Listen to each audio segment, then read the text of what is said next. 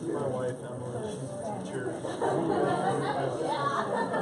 I know Suzanne McCausey because I sent her that note. I should sit back and see. It didn't go very well. I mean, it's been not commented because they're trying to drink coffee. Oh, are we finally? The address and then go to Outlook and so I had to tell her. I guess so.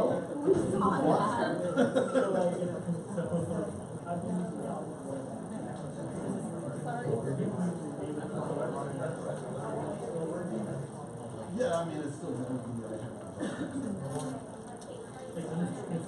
yeah, 623. Yeah. Well, I want to bring her up.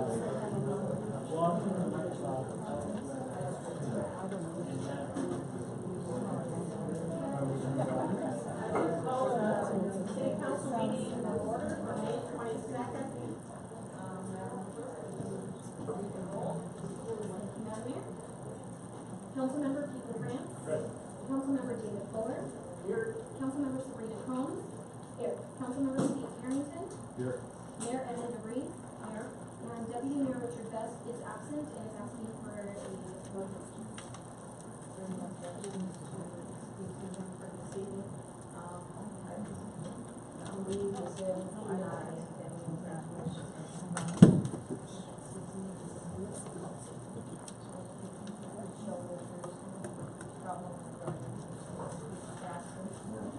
Okay, and if you'll all stand with me, please.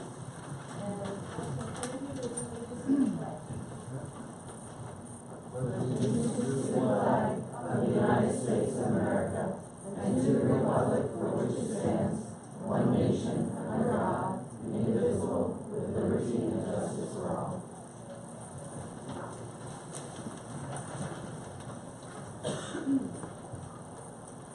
The first item on our agenda is the approval of the agenda, including the approval of the consent agenda. Action memorandum number 18-058. Accepting board member David Dodd's resignation from the Parks, Recreation, and Cultural Resource Advisory. Action memorandum 18-063. Accepting Commission member Mary Maxwell's resignation from the Planning and Zoning Commission. And the approval of the minutes of the previous meetings, February 13th, March 13th, and May 1st. What is the wishes of the council? Okay, it's been moved and seconded that we approve the agenda, including the consent agenda and the approval of the minutes. Is there discussion, amendments by the council? Okay. All of those in favor, please say yes. Yes. Yes. Those opposed say no. The yeses have it, and our agenda has been approved. The next item is communications and appearance requests. And yeah, okay. So we have the presentation from our sister school student delegation from the middle and high school. They're all from Homer, are they? Yeah, okay. So, yes.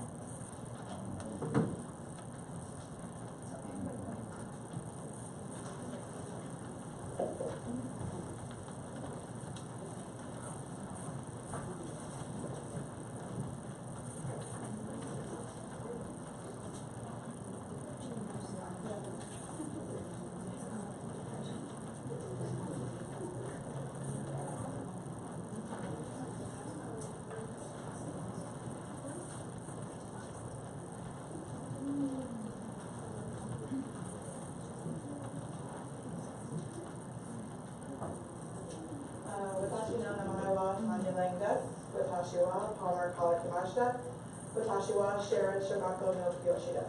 Dozo Yoroshiku Onegaishimasu. My name is Tanya Lang. I'm from Palmer, Alaska. I teach at Sherrod Elementary. Nice to meet you. I'm also the treasurer, one of the board members for Palmer Stromakai, and the granddaughter of the one of the founders of the Sister City program, Edward Holmes. So I am here to, one, thank the council for your continued support of this program. I know my grandfather is just looking down and loving it, so thank you for that. but also as a board member, we would like to present the student delegation with a check for $200 so that they can have some food on their trip to and from Soroma, Japan. Thank you. ありがとうございました。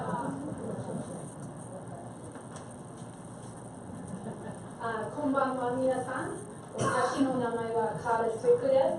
私は1988年にパーマ高校から卒業しました。Good evening, everyone. My name is Carla Swick, and I am a proud 1988 Palmer High School grad. And it was, woohoo, go Moose! And it was absolutely this program that really gave me a connection to my city. I felt growing up I had a real strong connection with the church, and I was a school nerd. I loved my school. But it was in 1987, I was sitting at Palmer High. I heard an announcement that said the city was going to take a junior over with Mayor Carte. And if you're interested, sign up and apply. I was chosen, and it was my first time overseas. I was with George Carte and his wife for 3 weeks. It totally opened my eyes to the world. And now I'm teaching Japanese. This is my 21st year. And we started a program at Palmer High School. I was over at Wasilla High School for 19 years, but we've had 2 years at Palmer High.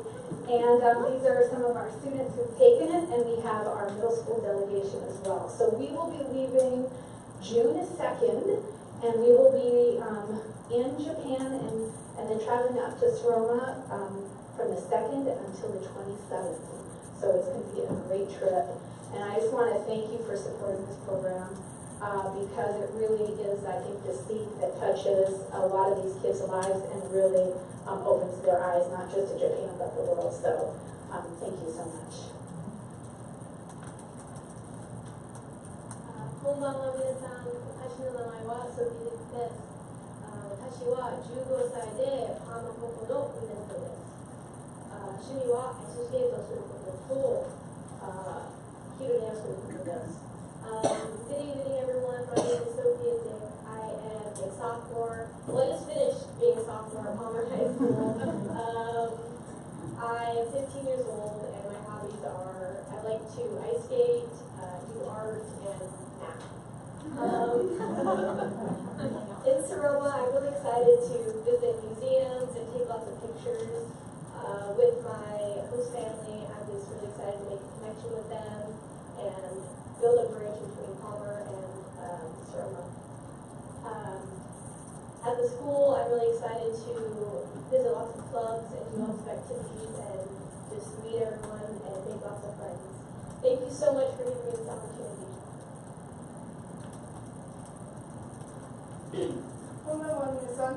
私の名前はレクサシアシュです。今日の授業は歴史です。私は14歳でパーマ高校の2年生です。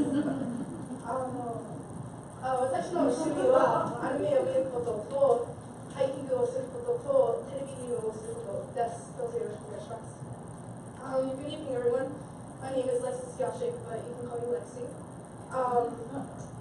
My hobbies are watching anime, hiking, and playing video games. I'm 14 years old and just finished my sophomore year at Palmer High.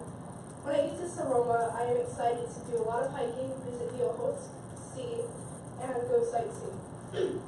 With my host family, I would like to watch Japanese game shows and play traditional Japanese games with them.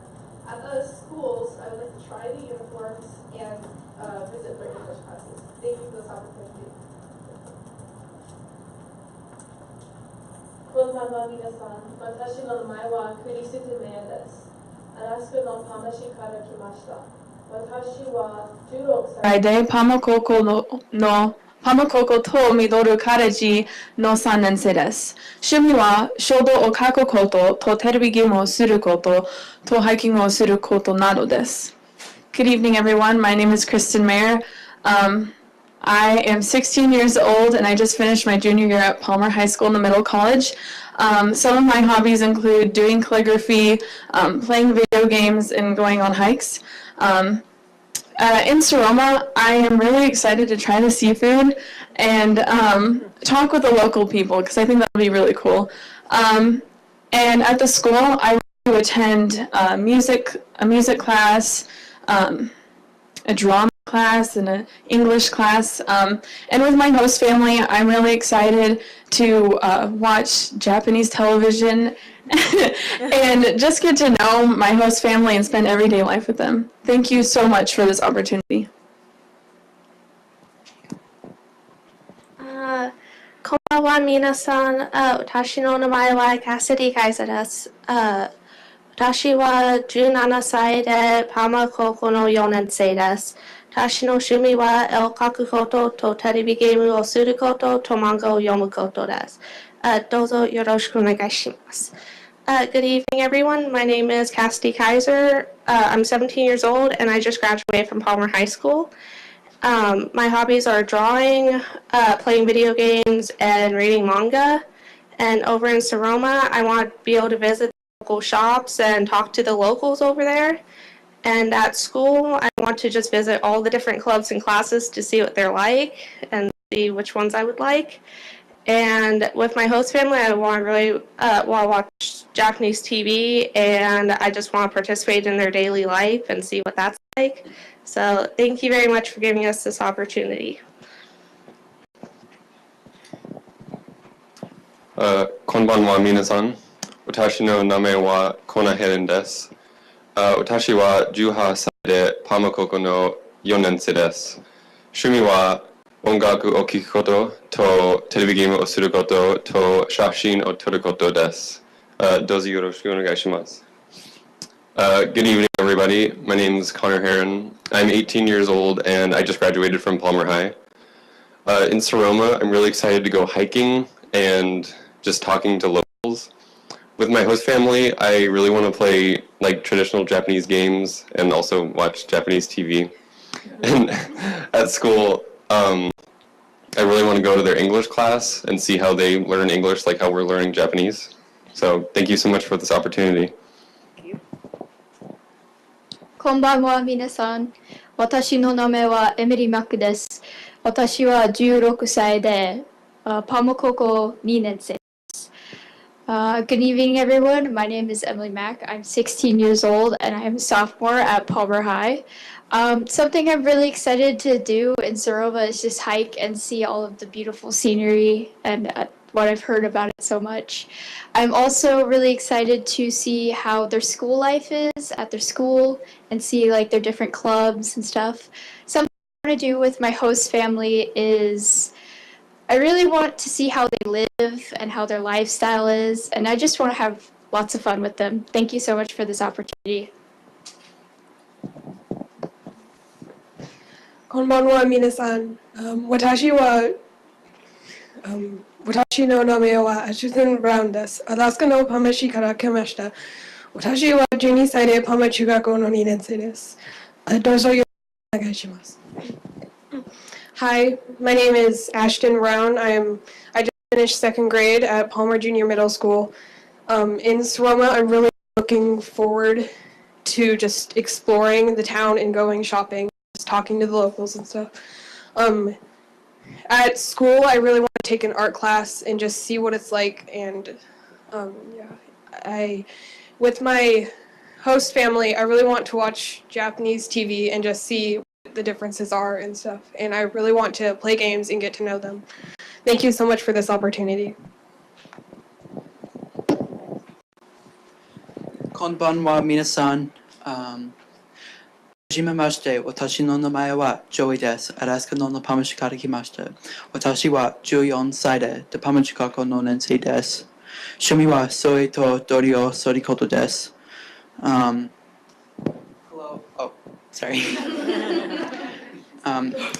Good evening, everyone. I'm Joey Davis. I was part of the promoting class of 8th grade at Palmer Junior Middle School.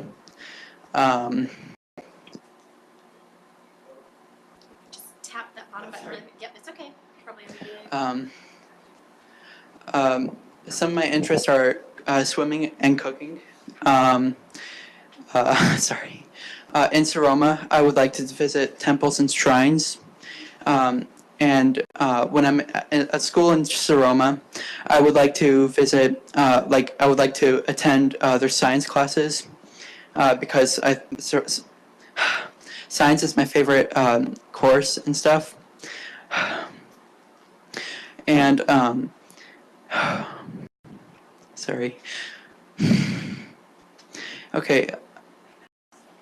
Oh, with my host family, I would like to play some traditional Japanese games, and thank you for helping us get to Japan.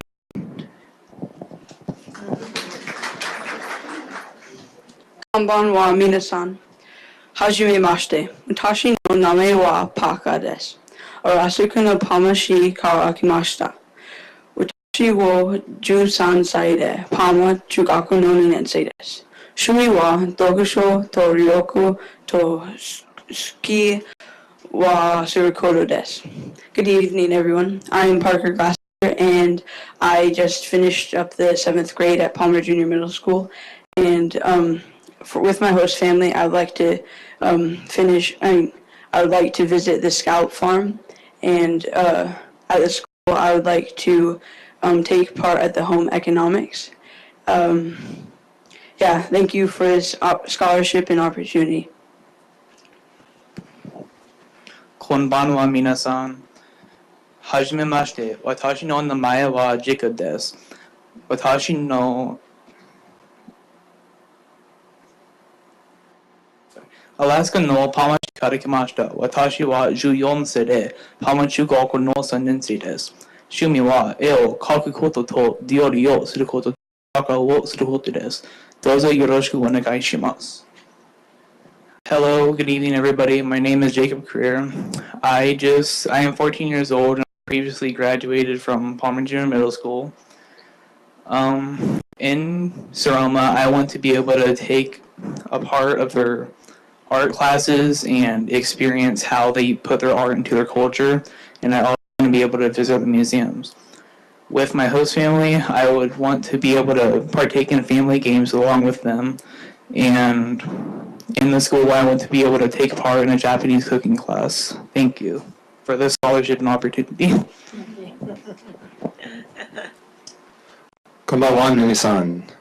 私の名前はシャン・ウィリアム先生です。私は49歳でシェラード小学校の図書館司書です。Good evening, my name is Sean Williams. I'm a teacher at Sherrod Elementary School, currently serving as the librarian. And I also just told you that I am now 49 years old. I'm very excited to be going on this extended Palmer Saroma Kai student delegation this year because it's a fantastic group of students, some of which I have known since elementary school because of the scope of the trip that we're getting to take this year. And because I'm very excited to visit the schools in Saroma and see how they operate, compare and maybe take away some of the more interesting things they do there and try to bring them home to here to Palmer. And on top of that, we're very excited because this year, Saroma Elementary School and Sherrod Elementary School became official sister schools, which is a very important and appropriate step for us to take, given our long-term relationship. So again, thank you very much for your support.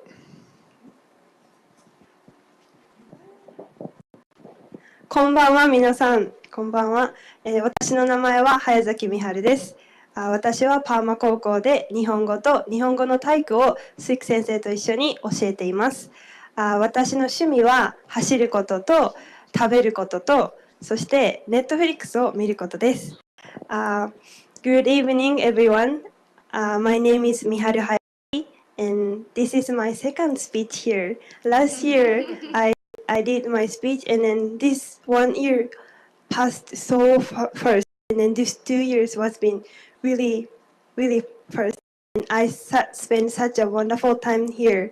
Thank you so much for welcoming me and then having me here in Palmer. Meeting people here, they are so friendly, nice, and then they always talk to me and understanding. Thank you so much. I'm teaching Japanese PE with Six Sensei here for past 2 years. That was so amazing, and I'm so lucky to teach at Palmer High School. I got so many. Japan and Alaska is so different, and then I got so many different culture shock. The first one is everything is huge. When I go to a restaurant, I order something like a burger, then the burger is really huge and really tasty. And, yeah, more than Japan, it's really. And I really like to get a box, go to box and get it, and then I eat next day too. That's so good. And then also when I go to Fred, when I went Fred Meyer, there is so many cereals. Yeah, in Japan we only have like 2 or 3 different kind of cereals. So me and Tanya is last year I stayed at Tanya as a host family. Thank you. We grab a bunch of different type of cereal, and then I tried almost everything. That was really sugary, but really good. And then also the first day of the beginning of first day of school, me and Six and studying on the hallway, and I look at the hallway, and I thought I feel like I'm in the American drama or movie because everybody wear whatever they want. There are no uniform, and then I look at so many different color, like pink, blue, green. That's so crazy, but that was real there, and yeah, they can make up stuff. So that's so interesting to me. But talking to them, and I really like the way the student talk to us. Really frankly, naturally, and friendly. So I learned so many things from them, and I'm so thankful for welcoming me and being a teacher for them, for you. Uh, we and then also we are so excited to go to Japan together. Thank you so much. We are learning every Monday after school, learning Japanese culture and Japanese greeting stuff. And then I'm so confident to take all of them to Japan. Thank you for this opportunity. My hobby is running, eating, and watching Netflix. Um, in Saroma, I want to go hike Mount Horoiwa. And in school, since I was teach here in Alaska High School, I'm really interested in Japanese high school. Talk to them, communicate with them, their teacher and student over there. And with my host family, it's gonna be my first experience to stay at Japanese host family in Japan. It's gonna be awesome. So I love to cook grilled cheese because that's my favorite. Thank you for this opportunity. Thank you. Thank you. 議会の皆さん、せーの。どうもありがとうございました。Thank you so much. Before you leave, we have a present for you. We just have appreciated you so much for being a part of Palmer High and Palmer Middle School and also our community. And we are sad that you're not returning with them, but maybe someday you will come back again, and we welcome you in Palmer anytime. And this is just a small token of our thanks to you. Okay? You're welcome.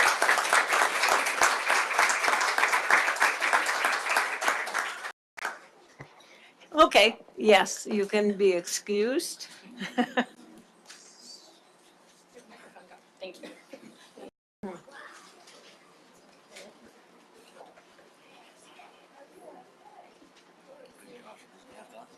Huh? Yeah, right. Oh, thank you. I look forward to having seen you come back.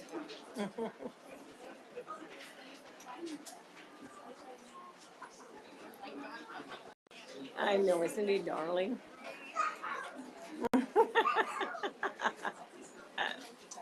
He's so proud of he's so proud of his big brother. Mhm.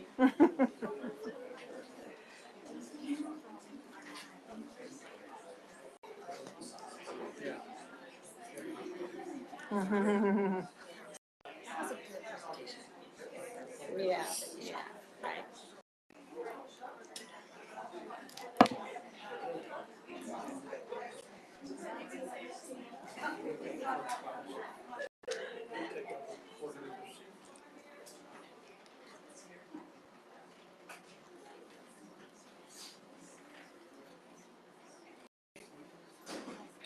Yes, the yellow is for the ordinance and the white is for just audience participation.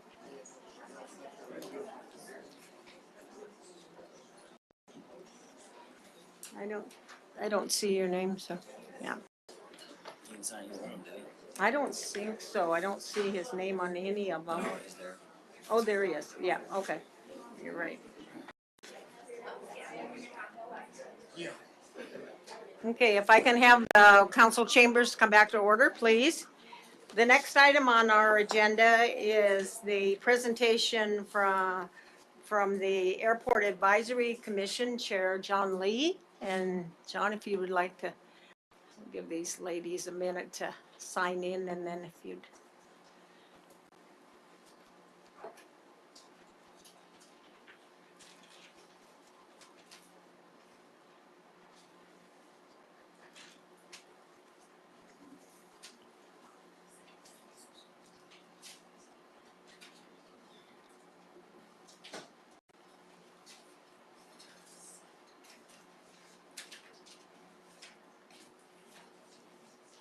Good evening. I'm John Lee, Chair of your Airport Board, and I'm here to give you a quarterly update and Can you bring it closer, a little bit closer?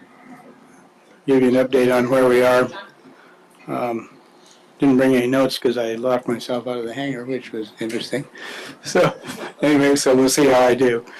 But this year we're in a wrap-up of construction, doing minor activities.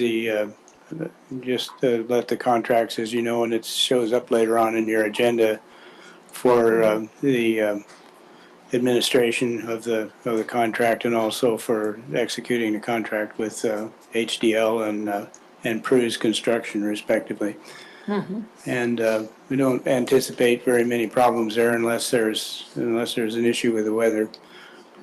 This activity is a little bit weather sensitive, and so if we have a lot of heavy rain, we could have an issue. But there shouldn't be any difficulties, I don't believe. Taxiway pavement maintenance is by Cruz. Is by Pru's, I mean. Frank Kelly is building the campground by himself, which is an impressive operation, which I went down and looked at today. And anyway, he's got that well in hand, and the city public works will be doing the finish up of the helipad lighting on the south ramp.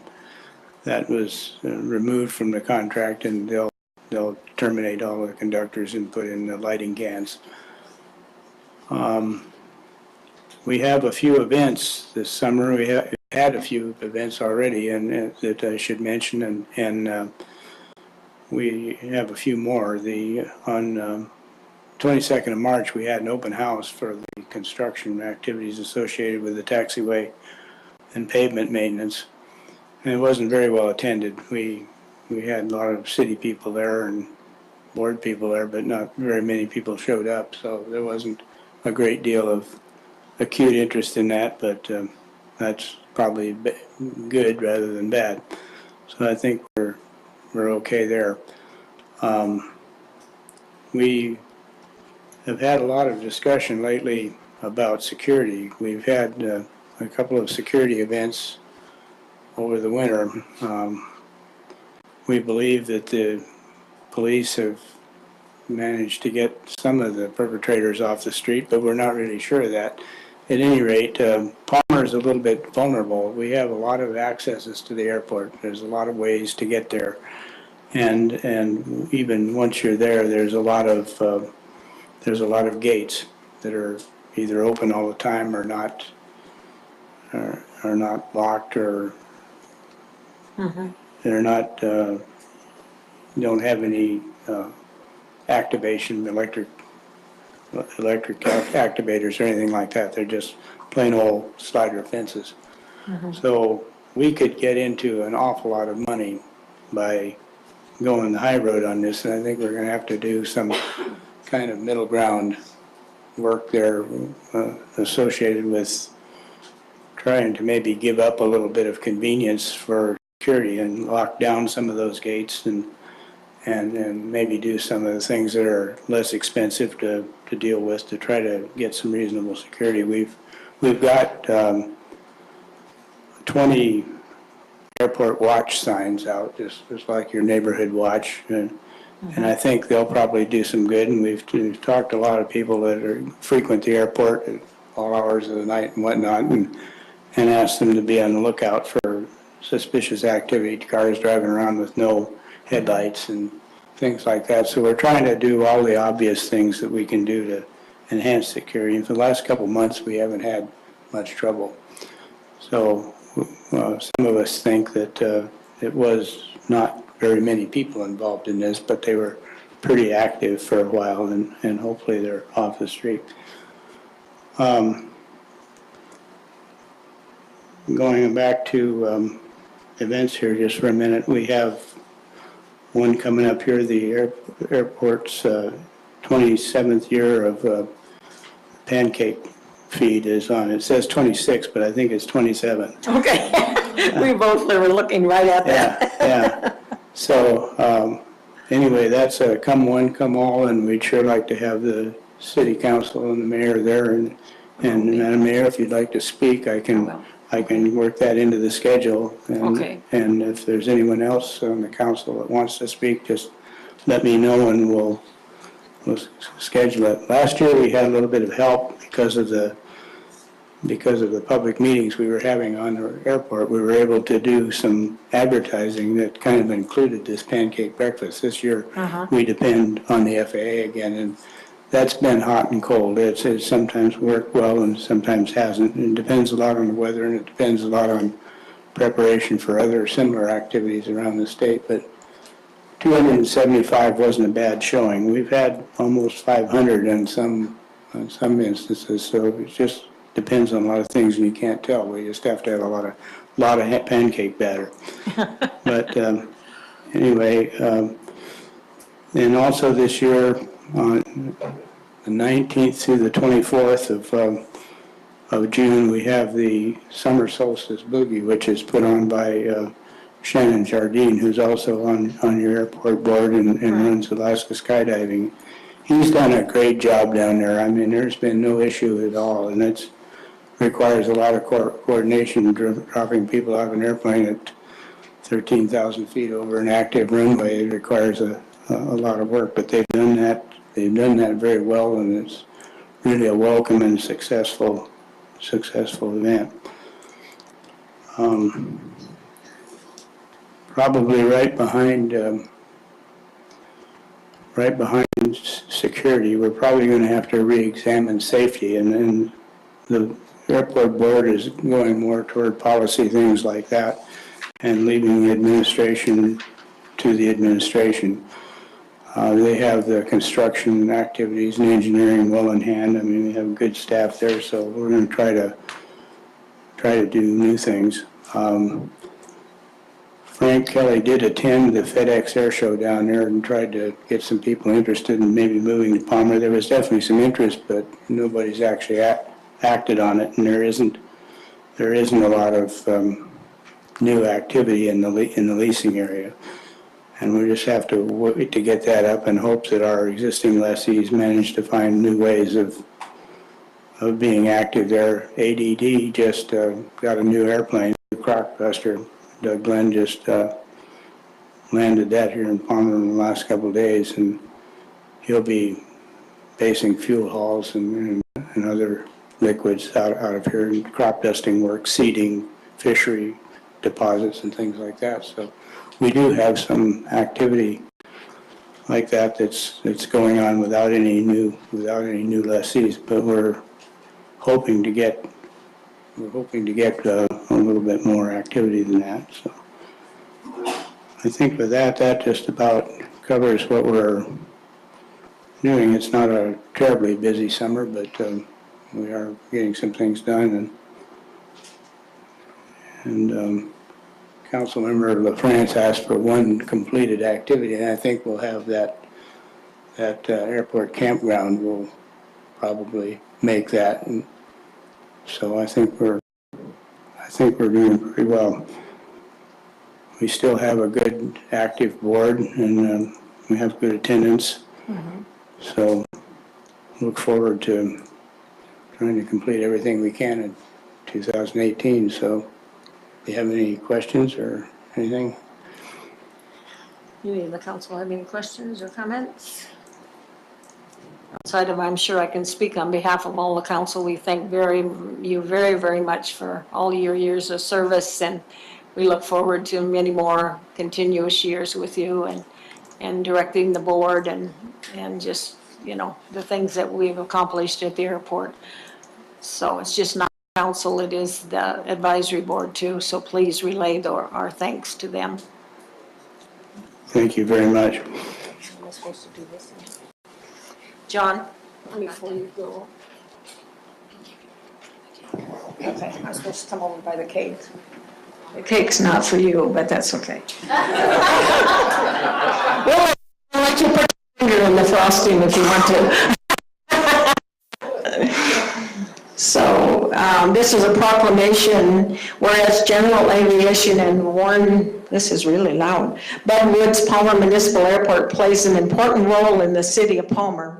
And whereas the city of Palmer has a significant interest in the continued viability of general aviation, aviation education, aviation organizations, the Palmer aviation community, and our airport operators. And whereas general aviation plays an important role in our responsibilities to emergencies, natural disasters throughout the state, and has a key role in the economic health of Palmer. And whereas the Warren Bud Woods Palmer Municipal Airport is home to over 20 businesses and organizations that provide vital services to the aviation community and to the Palmer community, and whereas 2018 marks the 27th annual Federal Aviation Administration fly-in breakfast at the Warren Bud Woods Palmer Municipal Airport, hosted by yourself, John Lee, and New Horizons Communications Incorporated since the year 2000. Is that correct? Okay, the other part wasn't. Now therefore it is proclaimed by myself, the mayor, and the city council of the city of Palmer do hereby recognize June 2nd, 2018 as Palmer Aviation Appreciation Day, and encourage all aviators and aviation professionals to continue to adhere to the highest safety practices and standards in aviation to protect the lives of Alaskans, workers, tourists, and the traveling public in our community, and that the Warren Bud Woods Palmer Municipal Airport. In the witness hereby, I set my hand and cause the seal of the city of Palmer to be affixed on this 22nd day of May. So thank you, sir, for all you've done. Appreciate it very much. We'll see you on the second. We'll give us one. Okay.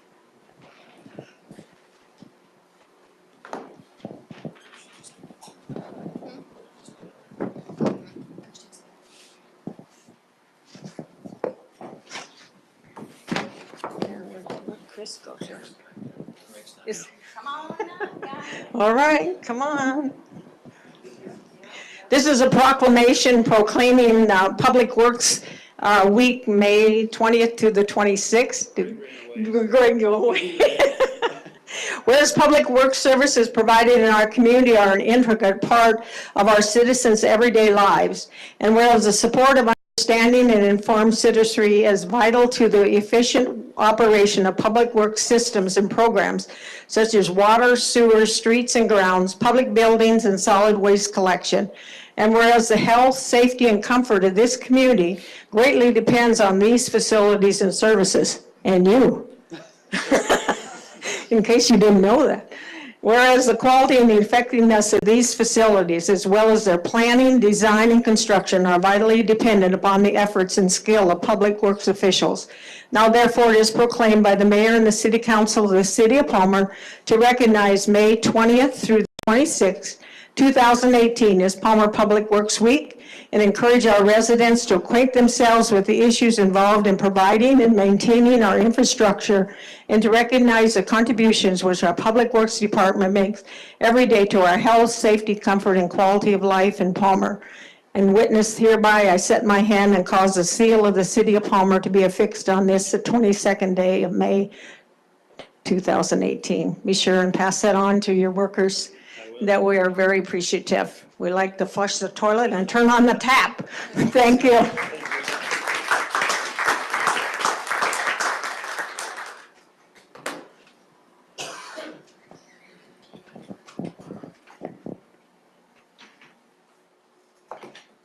The next item on our agenda is reports.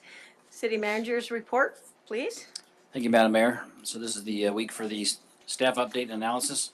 Apologize, there's some typos and we were trying a new format and it translated into an old data shot for the police department, a new one for the fire department, and then some convoluted information on the fire department as we're trying to transition so that both departments have pretty graphs. So bear with us as we make that transition. So first off, when we look at the total calls in April, we were up almost 100 in March. And that's primarily because of traffic stops. We had a significant increase in traffic stops in April, not May. So instead of 136, which was March data, it was 222. Yeah, the rest of the data, when I compared it to April, really didn't change a lot. We still had 85 airport checks, the welfare checks were in the 50s. So when you look at the call breakdown, you see that 39% was a 10% increase, and that's reflected in the data. But the others relatively stayed the same. So our checks were 26%. Citizen assistance was down some, about 4%. And then the other calls were also down as well. Moving down to the fire department, so March calls are on this page and April calls are on the back. But comparing the 2 months, we had 50, overall 50 total calls, so we're up by 2%, down 6% from last year. It's been a cold, damp spring, and that accounts for a lot of that. The Forestry Service says the average temperature is about 10 degrees less this year than it was last year, and the runoff has been pretty slow, so it's pretty wet out in the wilds, and that translates to it's pretty wet here as well. But the fire calls were down. We had 9 in March, 4 in April. Rescues 21 in March, 18 in April. Our hazards were the same. Good intents increased. We had 13 good intent calls, and then 10 false alarms. So that's depicted, those numbers for April are depicted on the chart on page 24. Moving to community development, overall total registered patrons continue to rise. It's very rarely have I seen since I've been here a month where it goes down. So I think when I first started tracking this, we were at 10,000, and now we're close to 14,000 patrons, registered patrons in Palmer. And again, this shows the breakdown of where those folks are. Usage was slightly down in April compared to March. Not significantly down, but just slightly down in both usage and programs. It still shows that we continue to provide support to our community in the events and things that we provide our library. Building compliance, I was reminded by our new community director to not let these numbers discourage you because these are March and April, still covered in snow. So you can see it's mostly zeros, but halfway through May with the spring cleanup and with cleanup, we kind of held off on doing a lot of unsightly letters to get folks a chance to participate in city cleanup. But since then, we've already issued 11 letters just since May started. So we're halfway through. We're already at 11 letters for unsightly premises. Building department, April, continue to show that folks are investing in Palmer. When you look at the middle part about the types of permits, you see WM Construction. Those are 3 new housing starts out at Hidden Ranch. So that's good news that development is progressing. If you drive out there, they were paving yesterday, so we now have a new paved road in Palmer. When you look at the value compared to previous years, much like last year, we're at number 9 out of 10 years as far as valuation. But the number of permits, it's still good news. We're not seeing a lot go down. We had 14 permits for April, So again, people are investing in Palmer. Next page should be the golf course. Compared to last year, you can see the comparisons there. It's slightly down. We opened about 5 days later than we did last year. So that'll account for, again, it wasn't about, I guess it's 5 days. 5 days later than normal. As you can see, the total number of rounds is really about half, or actually a third. And again, it's because of the cold and wet. Talking to George last week, we're the only golf course in the valley that's got all 18 holes open, and our greens are fully functional. Settlers Bay had to recover some of their greens because of the weather we're having.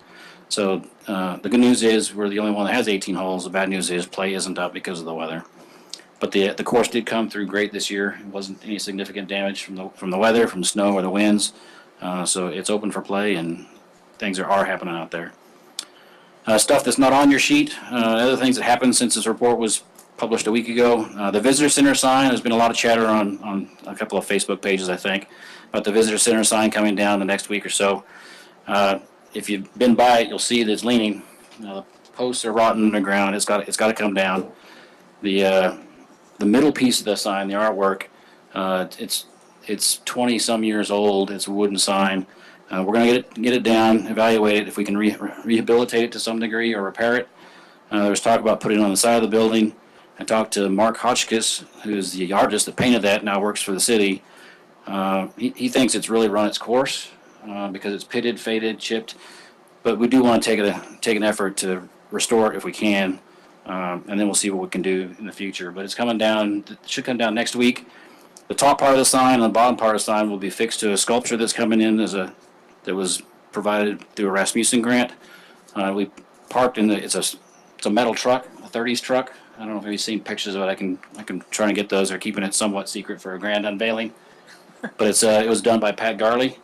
The pictures I've seen are pretty interesting, but it's designed to hold a sign, so we won't have to have wooden posts. That was the intent. So we'll look at if we can keep the artist's work and put it back up. If not, then we'll. My intent eventually was to have all our city buildings and facilities have the same type of sign when we discussed wayfinding.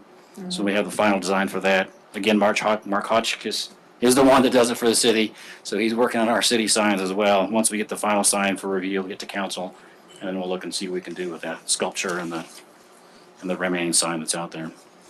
So to ease any fears, we're not turning it down.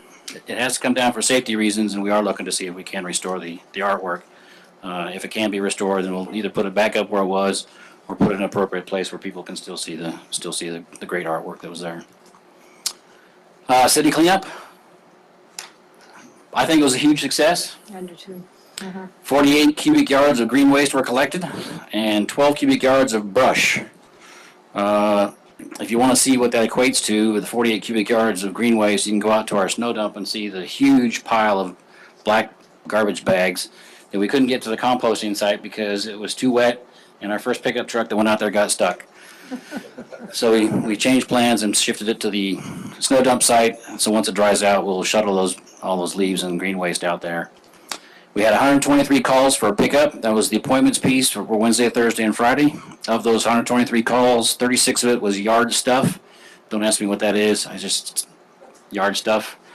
Big stuff that we couldn't pick up the 2 days before. 35 calls for junk, as opposed to yard stuff. I don't know, but that's how it's classified. 38 items of furniture and 34 appliances, plus 8 other folks put their stuff out that didn't call in, but our crew saw it and picked it up. So overall, 6.5 tons of junk, which is yard stuff, junk, and furniture, went to the landfill, and 3.75 tons of appliances went to the landfill for 11 trips actually to the landfill. Rough estimate, total cost in dollars, about $4,500 in fees and advertising, and about $12,000 roughly in salaries and wages for the 12 folks for 6 days that took part of that. So again, I think it was a success. The city looked pretty good compared to other years, I think. And we're looking at the fees, because we took so much green waste, we're looking at the feasibility of doing another pickup, just a green waste pickup, not the appliance part, either late June, July, and then maybe again in August, just to see what the turnout is for that. Because that stuff does go somewhere else. It doesn't go to the landfill. It brings our tipping fees down. So again, we'll look at that. And then finally, I think maybe doing a full cleanup week again in September might be something we can look at. But a lot of that depends on our groundskeeping crew, because that was the bulk of the folks doing this, and they usually finish up about August. I think August might be too soon to do a fall cleanup, so we'll keep that in the back of our minds on how we might be able to do a fall cleanup so we can go in the winter with stuff picked up before the snow hits. So it's Public Works Week. A couple of things going on in Public Works. The wastewater treatment plant is progressing very well. We're getting very close towards substantial completion, which was targeted in July. Once we meet that goal, then we start a one-year test phase. We dumped in, I'll pass those around if anybody's really interested. So what's your part of your $12 million gets you? This is called media. And that's what the bacteria globs onto and is concentrated in the MMBR, so that knocks our bacteria grows on that and then knocks the ammonia down. So we're actually to the point where that stuff, millions of those things have been dumped into the basins with semi-treated wastewater. Our third lagoon, we pumped water from there that's already gone through the first two lagoons, so it's somewhat treated. We pumped that into the MMBR, our huge basins, and then they're now soaking this media in, and they're starting to grow bacteria. So again, our anticipation is with the scientists or the engineers that are here from the actual company that designed this, they're taking us through the growing phase. And then again, by July, we expect to start running water straight through that thing and then out the UV and into the river. Another item of construction that's coming up that'll affect a lot of folks, City Hall parking lot construction starts 11 June. And what that means for the people that work in this building is the front entrance will be closed, and those that visit this building will have to come around to the door right here. For about 3 weeks, the front entrance will be closed as they tear up the front end and then reconstruct our front parking lot. About the 4th of July, we expect the front doors to be open again, and they'll finish up the sod work and striping by the end of July. And then finally, our new Community Development Director, Brad Hansen, is on board. He's already got a BED board and a P&Z zone-in meeting under his belt, so trial by fire. I'm sure he'll tell you that the fire hose is still fully on, and he's trying to drink as much as he can. But so far he's been proven very capable in the last 2 weeks with those two boards. One that could have been very contentious, turned out not to be so much, but he was prepared for that. So that's all I have for my report tonight. Okay. Questions or comments from the council? No, I just second. I thought city cleanup, and thank you for your innovation and coming up with the plan and organizing all of that and stuff. I thought it went very, very well, getting lots of compliments from the community, and so thank you again. The primary organizer for all that was Ailish Van. She's been very passionate about this subject for years. Right. My first year on board, she said, "Can we do this?" I said, "Not just yet. Let me figure out how the city runs." Mhm. And then last year when we were doing the budget session, I asked her to put together a plan on what it would cost. And so she's really the true driver behind this. And next year, Okay. we'll hand it off to, might hand it off to community development to coordinate, but we'll see. Okay. All righty. Madam Clerk, do you have a report? I don't have a written report, but I wanted to let the council know that the city clerk's office has just been working diligently on records intake, and the next step after we get all of the intake of boxes and records from the departments, we'll be doing some records destruction, and by preliminary report, we're looking at over 100 boxes for destruction probably. And that's actually been what the deputy's been working on, and my diligent focus has been on the resignations and this vacancy and trying to get that all worked through and detail of getting everything worked out, because I will be out on holiday next week. Not trying to figure one out. So I will be back in the office the morning of June 8th, but I will be out of the office for the next 2 weeks, out on a final holiday for the year, because once I get back, it will be crazy election whirlwind tornado time. So, which means no vacations. City clerk's office will be in lockdown for vacation time. The only time we'll get off is like weekend stuff. So anyhow, that's what we've been working on, and really loving having Angie on board. She's been a great addition, and having a good time with a lot of work. Good. Any questions or comments from the council? No? Okay. The next item on the agenda is my report. And first of all, I would just like to say happy birthday to Councilman Carrington. We even got you a cake, but you got to share it with Brad, you know.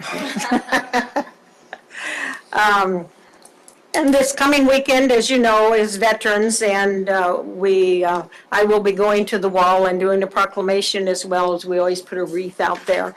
So be sure and thank any vets that you know for their service, and especially for their families also, because it's just not a one-person show in serving the military.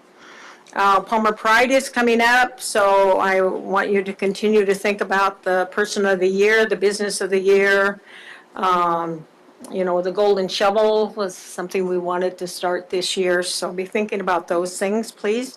Colony Day is coming up the 8th, 9th, and 10th. Our agenda setting meeting is this Thursday on the 24th because of the clerk taking off. We did have a teleconference today on drafting a letter to the governor regarding the railroad task force. The money that we had hoped for that was not in the budget. And so, and as you know, the governor's gone until the first part of, I think the 10th of June, I think they said today. So whether there will be money to allow the railroad to purchase the capital that they need in order to have a pilot program even in 2019 sort of remains to be seen. That's still up in the air. As you heard earlier, the fly-in at the airport's on June 2nd. This Saturday is hot dogs and hot rods at O'Reilly's. And the 7th of June is the opening game of Matsu Miners. And on the 2nd of June, also Bridge Builders is having a dinner from 3:30 to 6 at Career Tech School.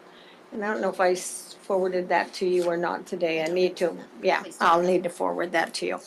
And that's all for my report. Any questions, comments?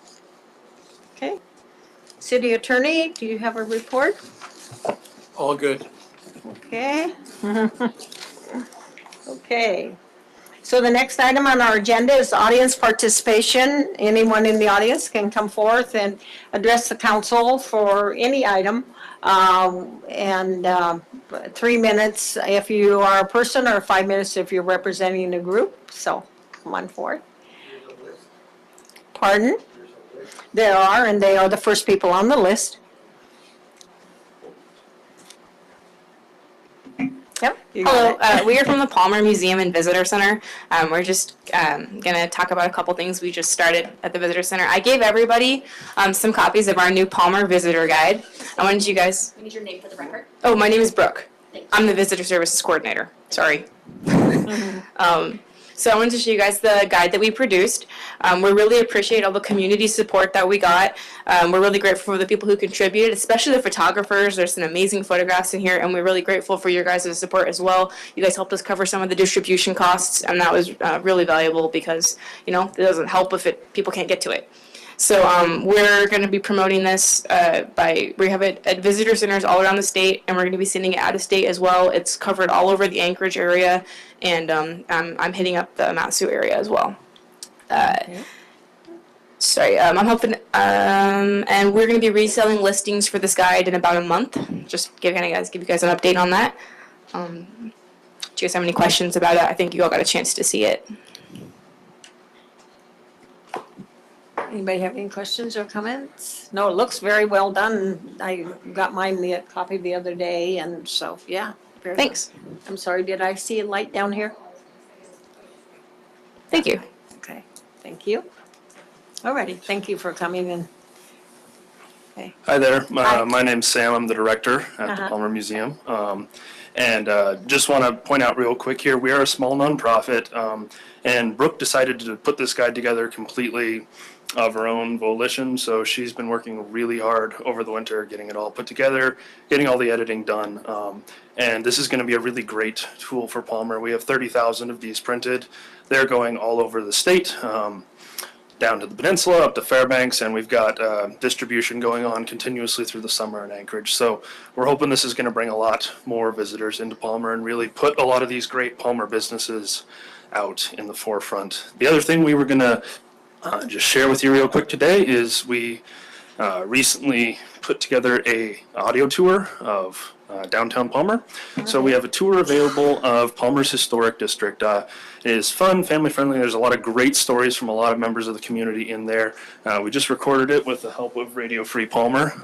Good. So we appreciate that. So it's on this little audio player right here. Uh-huh. So you can come rent these from the museum, and I would love to invite the city council and all the staff here at the city. You guys are more than welcome to come down and take the tour. It's about an hour, half an hour of walking, half an hour of talking. Lots of great information about the history of Palmer and the buildings we have here. We're also going to be offering live versions of this tour every day at 1 p.m. starting this Saturday, Memorial Day weekend. Okay. So please come and join us for a tour at the museum. Do you have any questions for us on the tour or the visitor guide? Any questions or comments? No, but both projects will be very well received, I'm sure. So, yeah. Well, thank you very much for your time. We appreciate Yes, it. and thank you both for all your work. Okay, the next person that signed up? Yes, Rich? Yes, Rick.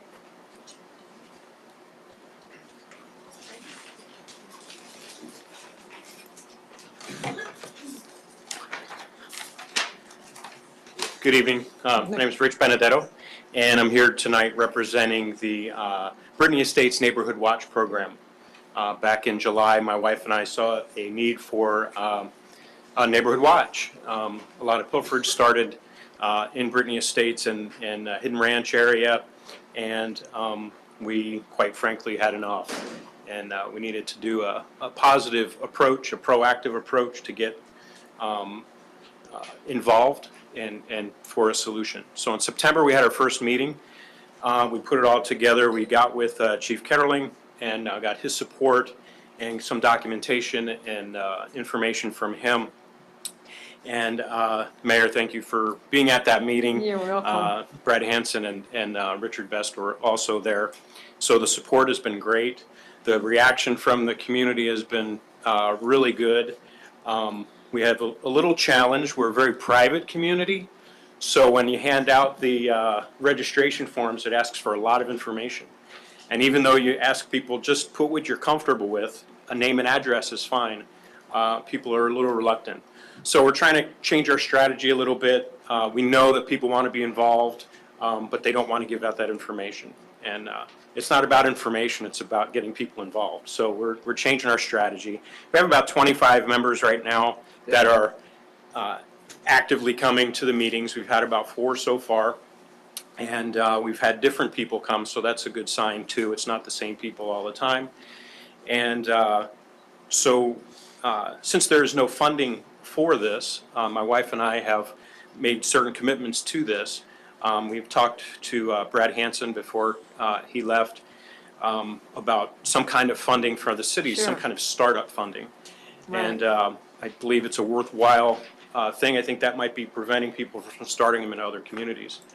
With that, I don't like to rely on city money for most anything.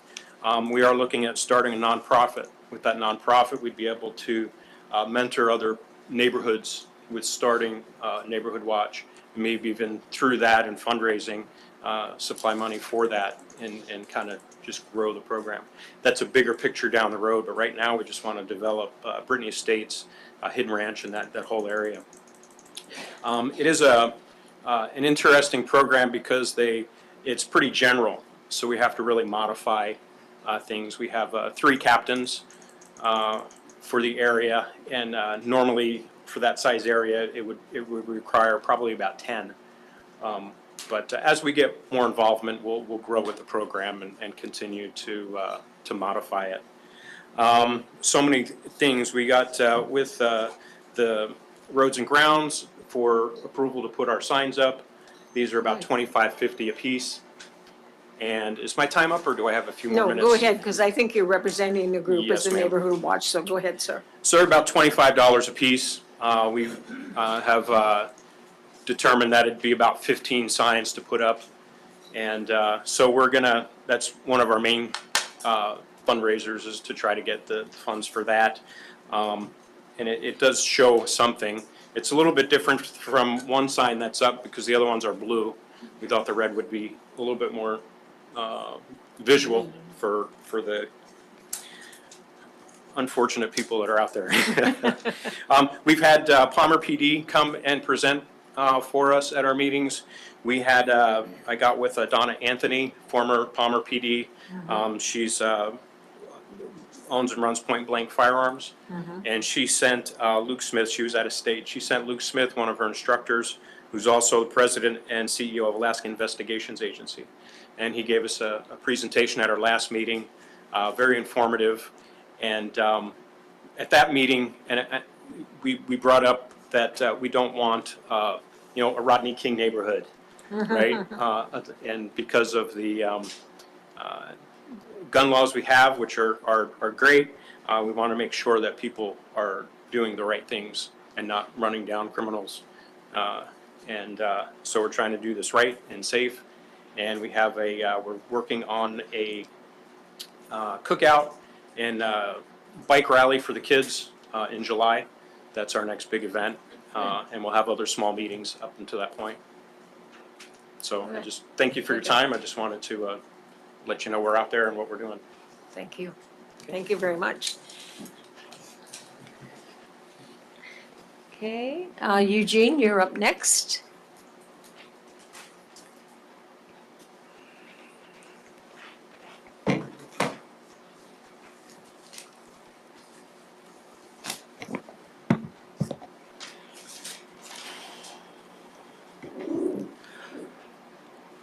Oops, sorry. I can screw this up. My name is Eugene Carl Haberman. I represent myself. I live in the Madison Valley. I follow the public process. Public process done appropriate decision made by the governing bodies more likely in public interest. Your last meeting, you had a special meeting and in conflict with the Borough Assembly, so I wasn't able to attend. Also, a tape's not really available unless you do a records request, and that's a scenario trying to find out what goes on there. But what happened at that meeting, let me point out this. As council members, your responsibility is dealing with budget items, certification of election, things like that. You're also responsible of hiring the city manager, hiring the clerk, and hiring the attorney. Now, what happened at the last meeting, you did a waiver. Now, the following 2.040.047 says, a person holds or has held an elected city office shall not be eligible for appointment to an office or for employment for which a salary is paid by the city until 1 year has elapsed following the term for which the person was elected or appointed. An exception may be made with the approval of 5 or more members of the council. You provided a waiver. What happened here is wrong. I'm not calling the question of the qualifications of the person on the council to taking the job. I'm calling into concern the fact is you set out a message that get elected office, you have a chance to get a job, and then resign. And that's what happened here. That's what happened here. I do not recall a situation in Anchorage, municipality of Anchorage, of an assembly member doing such a thing. Maybe it has happened, but I kind of doubt it. I spoke to an old-time member of Anchorage, going back a long time, used to be in the legislature back in the 70s, and he doesn't recall the situation. But you did it. It's wrong. And as far as I'm concerned, also, there was a note here on this item that where's the signatures of approval, whatever, and then you note here in this thing, it says reference to 2.3, Charter 2.3. Well, it's not 2.3, it's 2.04.047. There is no 2.3. So you signed off this. The next day, Brad Hanson, is working, and then he submitted his resignation before the close of the meeting. That's the scenario you got. You signed up on a code charter with the wrong number. It's not right. You should have not done this. Yes, your ordinance you've got says allows for a waiver, but that is not right. And ask the people who elect you. Would they have elected you as assembly members if they know you're going to be having the person getting the chance to being hired as a city council member and then with a waiver and then getting out of elected office? I don't think not. This is not the way to do business. But you also got us concerned of and just in closing, is this scenario, is 2 lines here, that you have who hired them. Remember, the boss, you hire the city manager, you hire the clerk, and you hire the attorney. You've got a power these council members are putting the power to get a job. Thank you. Is there anyone else in the audience that would like to come forth? Yes, sir? Come on. Come forth. I'm not signed up, but I was told. That's fine. You didn't need to be signed up, yeah. Thanks. But you will need to sign up if it's there. And, yeah. Okay. But go ahead and give your testimony or sign first, whatever you would like to do, sir.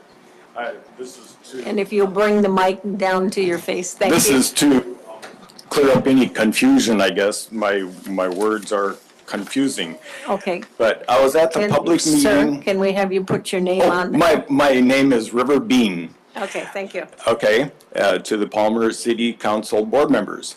I was at the public input portion of the public speaking for and against the shooting range permit concerning the old Fred Meyers building on April 24th. It seems that I was not nearly articulate enough to have my intent understood. My neighbor texted me and stated that he was listening to my testimony on Radio Free Palmer on April 26th and was very upset with several items that I had said that left the wrong impression. I would like to set the record straight about that misunderstanding. I live next to the Mountain View RV Park, and I did mention them in my testimony, but the stories were unclearly stated. I think it is very unfair for my neighbor's business to be the recipient of my inarticulate comments. First, the RV park does not and has never had any generators operating from the RV owners. The RV owners plug into provided electrical outlets. In my 35 years of living here, I have never heard a single generator used at the park. As usual for me, I used the wrong word to express what really happened. The RV park allows me to run several hundred of 3-inch hose across their lawn to pump water from a creek that flows through their property to my irrigation pond. I use a gas-powered pump, not a generator. In my testimony, I had mistakenly used the wrong word, generator, to describe the noise that our crazy neighbor did not like. The scene that I described was of me biking over to the pump to shut it off, but I missed the turn-off time by a couple of minutes. At 10:01, the neighbor across the street from the RV park started shooting his very loud and fast-firing rifle that sent the RV owners scrambling and running for their RVs. People from all over the world stay there, and most of them are not used to the gun culture that we have here. They do not know where the bullets were directed or coming from. Second, the owner of the RV park also was upset because in my testimony, I must have left the impression that we live in an unsafe area. We do not. I did state that around hunting time, neighbors sighted in their rifles on the property, but I also stated that I had no problem with that. I also mentioned the shooting range at the end of Maude Road. Since the borough has turned this into a sanctioned shooting range, it is probably much safer than it was before the shooting range. The noise is annoying, but the firing of guns at the shooting range is much more focused, and I'm sure the state troopers would concur that it is much safer than previously when the area was, I don't have 2 more sentences. Okay. Was without a shooting range. It seems that in my careless choice of words that were reflected or understood wrongly. For this, I apologize. The RV park is in no way at fault for any noise. In fact, the tourists are the best neighbors we could hope for, and since our area is so safe, they can enjoy the very nice views and pleasant atmosphere without any worries. Thank you for your time and allowing me to explain my real intent that seems to be different than what I said. Thank you, sir.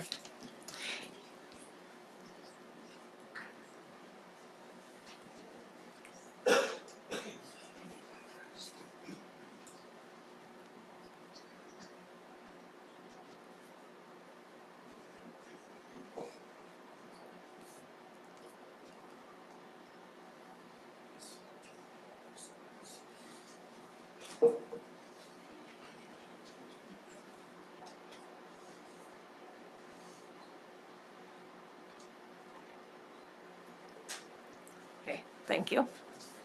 Anyone else that would like to testify talk to the council, present anything to the council? Okay, seeing no one come forth, I will close audience participation. The next item on our agenda is public hearing on ordinance 18-004, enacting Palmer Municipal Code, Chapter 8.09, prohibiting the distribution of single-use disposable plastic shopping bags and amending the City of Palmer fine schedule. Does anyone want to have a staff report or anything before we go to public hearing, or are you ready to go to public hearing? You're fine, public hearing? Okay. Alrighty, I do have a list of people that have already signed up, and then I know more people have signed up, and then even at the end, we will see if there's people that haven't signed up that do want to testify. So everybody will be given ample opportunity to testify. So the city clerk, you're up first. Thank you, Madam Mayor. I do want to let the council know that I have received additional written testimony from the public since the publishing of the packet that was put in front of you tonight here on the table. And additional copies have been copied and put in the back. That bottom row, very first position there, if the public would like to receive and read any of those written comments. The comments were received up to 5 p.m. tonight that were included in the packet. Anything after that did get an auto reply on my email saying, sorry, but city offices are closed at this time. So there should be 18 emails in your packet of additional testimony. Okay, thank you. And the first person that has signed up is Robert Wallace. Willis? Well, yes. How do you correct me, sir, when you give your name? We need to, there should be a button there and you'll have a red light, sir. There you go. Okay. Madam Mayor and City Council, my name is Robert Wallace. I'm a 20-year member of the Mat-Su Valley. I raised my family here, and I still work and recreate and am involved in the city and borough recycling program here. I am the first person to address this issue of ordinance 18-004. Some of us will be for and some will be against. Those of us that are for are avid recyclers who are concerned about the aesthetic, safety, and health issues of single-use plastic bags that are blown by the Palmer wind. And I lived here in 50, and I know through my family that the wind always blows in Palmer. And those bags, unsightly bags, are blown up against fences and trees, and the animals are ingesting them and sickening and dying. And those that make it to the sea get broken down into small microscopic bits and are ingested by the fish, which we eat. And this is why I am for this ordinance. There are others that will be against this ordinance because as we make a rule or pass legislation to restrict the way we shop and the way we buy and what we can do and what our rights are, that's seen as a threat to our freedom. I want to remind you that I'm an older fellow, and I was raised in the 60s in California. And I lived at 3,000-foot elevation above the Sierras, and I watched the San Joaquin Valley smog rise and rise and rise. And much of that was from tailpipe emissions from automobiles. It was terrible. If you remember going to a hot summer day to a city with a lot of congestion in vehicles, it stunk, it smelled, it burned your eyes. Sulfur, and we had lead in our fuel, and it was poisonous. We have since then set standards, environmental conservation standards against tailpipe pollution, and we have cleaned up the automobiles. And then in Anchorage, in the 70s, or 80s, we had to start certifying that our vehicles were emission-free, and we had to get them certified every year. And that has really cleaned things up until you no longer have to have your vehicle certified. And the reason for that is because it works so well, and the manufacturer started making cleaner automobiles. And I see that if we ban plastic bags, we are going to be on that same trend where we are not giving up freedom. What we are doing is giving ourselves the freedom to live the life in the valley here for the long-term good of all. Thank you. Thank you. Okay, the next person that signed up is Patricia Fisher.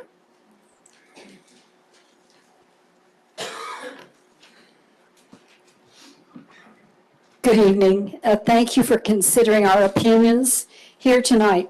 My name is Patty Fisher. I am an original member of the Plastic Bag Committee and have been involved with the activities of that committee from the start for over a year and a half now. The use of plastic has risen exponentially over the past several decades, but plastic bags have only been around since the early 1980s. I'm sure we all thought they were just wonderful at first. But it is time we recognize that some plastic articles are beneficial and some are harmful. And plastic bags are harmful and unnecessary. There are alternatives to their use. Their bags are harmful to the environment and to our bodies. This knowledge is becoming more and more recognized. They're visually ugly, they clog our waterways, they harm animals, and the small microplastic particles are getting into chain. I grew up with bags and originally saw nothing wrong with them. I'm now at an age where oftentimes it is easier to hold on to an existing opinion than change my mind. But I have opened my mind and I look at all the evidence. So I ask you to do the same thing. Open your mind, face the mounting evidence against plastic bags, and please pass this ordinance. The support is here in Palmer to ban these single-use bags. Do not kick the can down the road or metaphorically let the bag blow into the trees. Vote in favor of the ordinance. And as one last phrase, I'm going to steal a line from one of the letters you have received tonight. And it was, the Alaska state flower is not a plastic bag blooming in a hayfield. Thank you. Thank you. Okay, Helen Woodings. My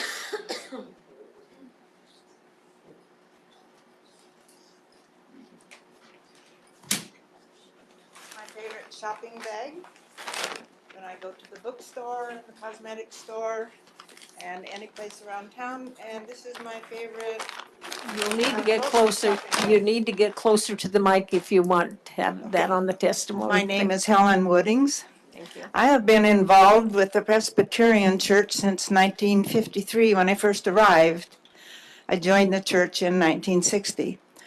The Church of 1,000 Trees at that time was the hub of the social activities in Palmer.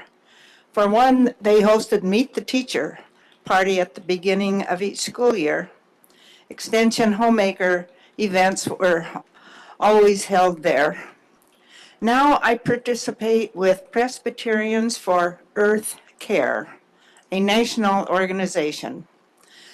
3 years ago, a group of 20 like-minded Presbyterians came to Alaska for a week to see firsthand the effects of climate change.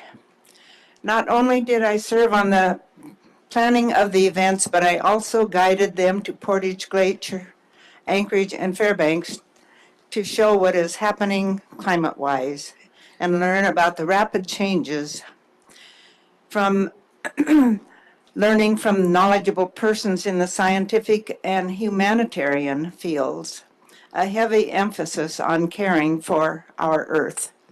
Most of us involved with Earth Care also volunteer at the recycling center, as we have for 20 years. Out of that group, the Baggett Committee formed. Soon, many other environmentalists joined us to figure out solutions to the extreme hazards of plastic bags. 1 trillion plastic bags are used each year, 5% are recycled. As I celebrated 20 years with VCRS, the Valley Center for Recycling Solutions, I realized I knew almost everybody in attendance, and I regarded them as community leaders. The same people who attend the plays, concerts, school events, service clubs, churches, restaurants, those who support this town. Next week, a group of 15 Westminster College students will arrive in Palmer for 2 days, as they have for the past 3 years. I have been part of that planning group. Their campus chaplain leads the tour. Westminster College is in western Pennsylvania. It's actually in the town where my mother was born. The chaplain likes this town and what it represents. The focus of this group, so he brings a different group each year, is environmental studies. They will already have been to Seward, Portage Glacier, Anchorage, and Eagle River. Another paragraph. In Palmer, they go to the Harvey Bowers Reindeer Farm, learn about efficient energy housing, organic gardening. I would be so proud to tell them my town of Palmer leads the way to ban bags. It's easy and logical and the thing to do. Please ban the bag. Thanks, Helen. Okay, Eugene? Eugene? All ready, yep.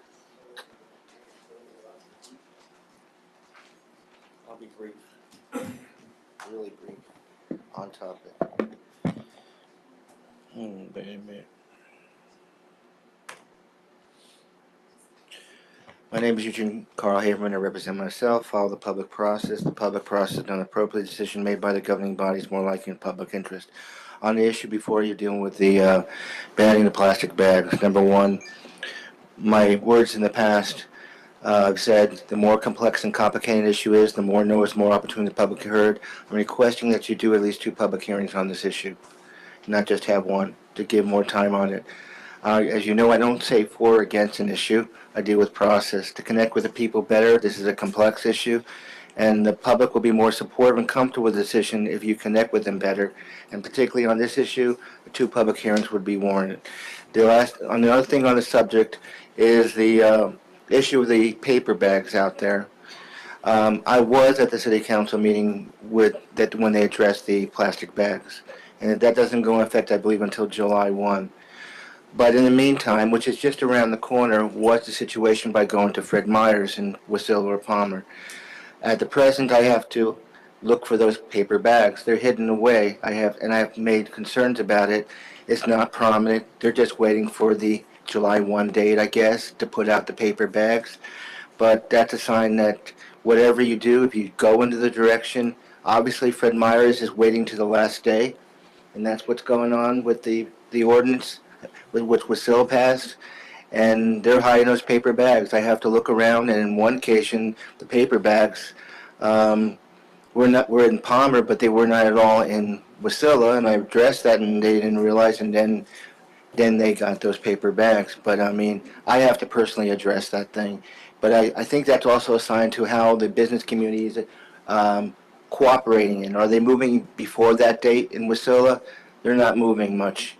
Those plastic bags are out there. So that's a sign. What's going to happen when you decide, if you decide to adopt this scenario, what will Fred Meyer's do? Will they wait to that last moment to bring in what called paper bags or alternatives because of that date? Because Wasilla, there's different boundaries, as you know.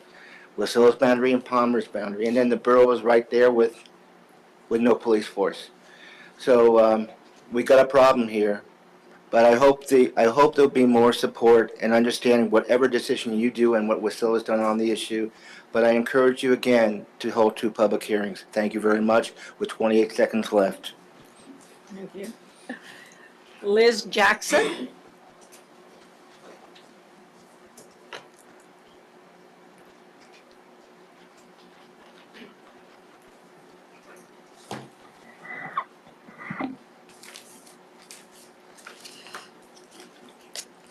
Good evening. My name is Liz Jackson. I own Hatcher Pass Bed and Breakfast Cabins. I do not live within the city limits, but I consider Palmer my home, where I shop and conduct my business. Palmer, Alaska at its best. That's what the sign says when you drive into town. Palmer, known to experience fierce winds in this beautiful valley situated in the mountains.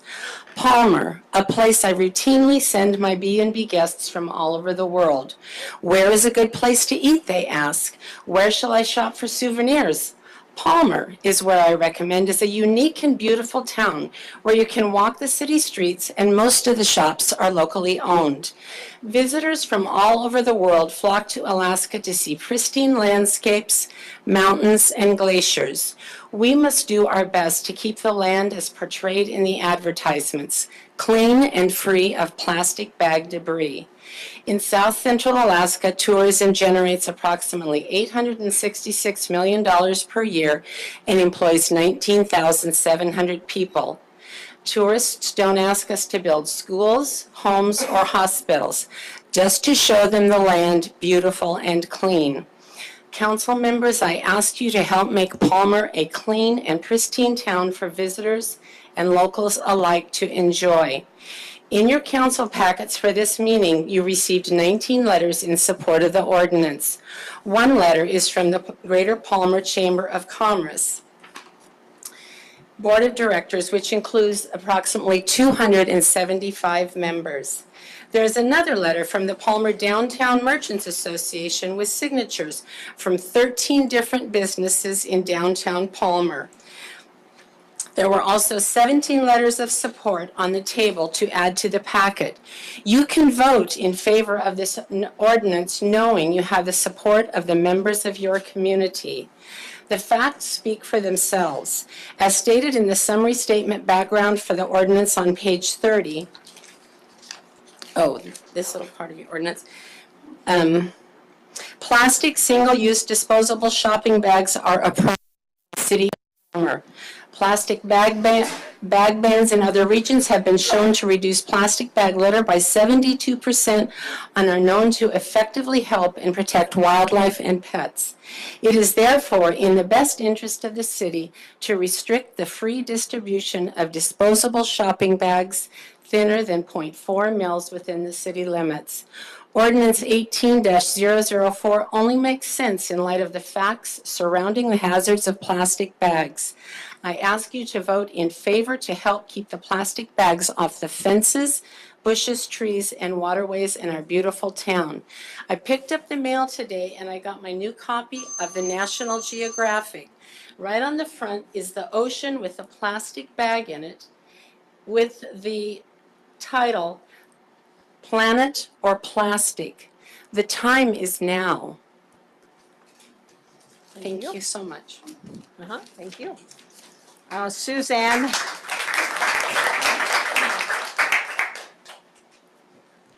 How am I going to follow that?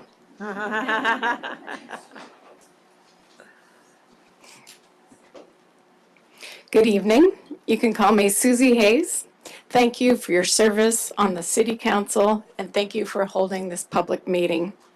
I own a home in the Butte, but I love Palmer, and I consider it where I live. I've lived and worked here since 1996, and I especially love the downtown businesses, and I do grocery shop in Palmer. I am a volunteer educator for the Valley Community for Recycling Solutions, a member of the Mat-Su Zero Waste Committee, and have been actively working with the Plastic Bag Committee. I've participated in the Palmer Spring Cleanup, the Palmer Hay Flats Cleanup, and lots of events around the city. Palmer needs to reduce the amount of plastic bag litter in the community. The single-use plastic bags that are given out now in the stores are not necessary. There are so many good alternatives such as boxes and paper and reusable bags. Reusable bags such as the ones sold by Cars and Fred Meyers for about $1 a piece will last for years. I have this beautiful handmade bag that I bought at a Colony Christmas probably 10 years ago. These bags are handy, and the ones from Fred Meyers and Cars can be easily washed and air dried. While giving out reusable bags in events in 2017 as part of the Baggett Committee, a lot of people supported the idea.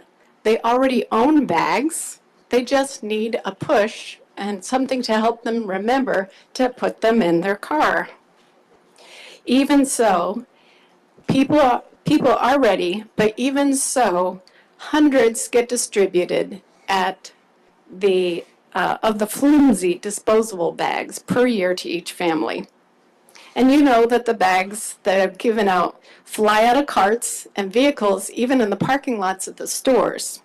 And even though we just had the Palmer cleanup, the shrubs between Fred Meyer's and the Peak Inn Hotel, every single shrub has a plastic bag in it. It's crazy. And what's even more disheartening is they fly out of the landfill. So when someone does a cleanup and they pick up plastic dirty bags that can't be recycled, those are going into a yellow bag, which is going into the landfill, and when they are operating the cell and covering it up with soil, the wind has the potential of putting that bag back out onto the streets. So this is a problem where even when you think you're doing the right thing and taking a dirty bag and putting it in the garbage, it may not stay there. So if more and more people use reusable bags, we are stopping the problem at the source.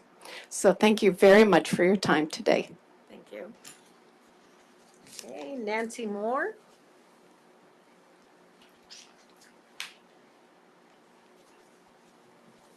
My name is Nancy Moore. I appreciate this opportunity to comment on this subject. I too live and shop in the area, spend a lot of time in the Palmer community, although I do not live directly in the city limits.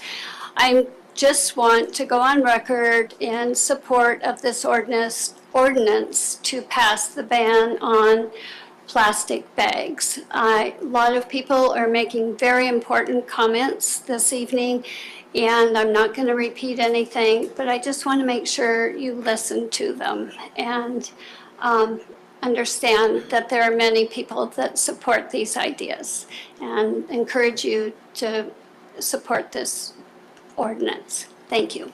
Thank you. Bill Cramp.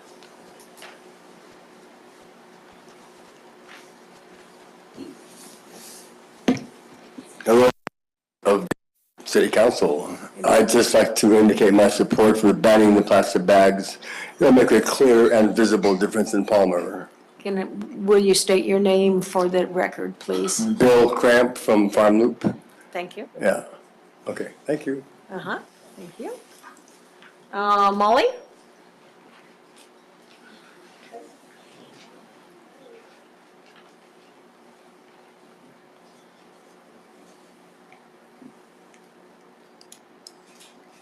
Hi, I am Molly Boyer, the Executive Director of the Valley Community for Recycling Solutions, and I'm here to support this ordinance to reduce the negative impacts of plastic bags. Elementary students attending a field trip at our recycling center shared with us that earlier that day, they had been shown over at the experiment farm 9 plastic bags that had been pulled out of the caribou stomach that morning.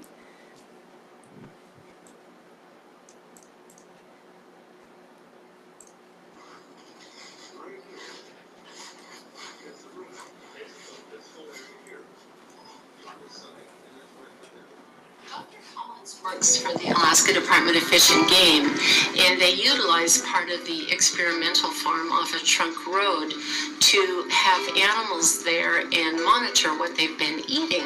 So we thought we'll just stop by and see if he would share some of this information with us. I have set up a little research facility here for Fish and Game, but it's on ag experiment property, and we're doing projects here to determine nutritional values of forages and that for moose and caribou, and looking at habitat requirements and that. Dr. Collins was showing us the fistula, and that's the little hole that they put into the animals so that they're able to pull out what the animals have been eating. See, and there's the ground up plant. And he had saved a bag of some of the things they pulled out from the moose, and when he dumped it out, it was like, whoa, there's plastic bags right in this animal's stomach. And it was just such a visual of what the animals had been eating that it was kind of mind-blowing. For some reason, they're attracted to this shiny slippery plastic bag sort of product, and it's not too good for them, is it? No, and I don't know why they're attracted to it. Out of one of these caribou, I pulled out a wad the size of a football. That's a lot of plastic bags. Oh my goodness. That included grocery bags, sandwich baggies, flagging, all kinds of stuff like that. And, you know, right here, we're downwind of Palmer. And so I go through here, every time I see a plastic bag, I pick it up. But we're continually getting new plastic bags blowing down here from Palmer, from the landfill over here to the north of us, and it's a continuing problem.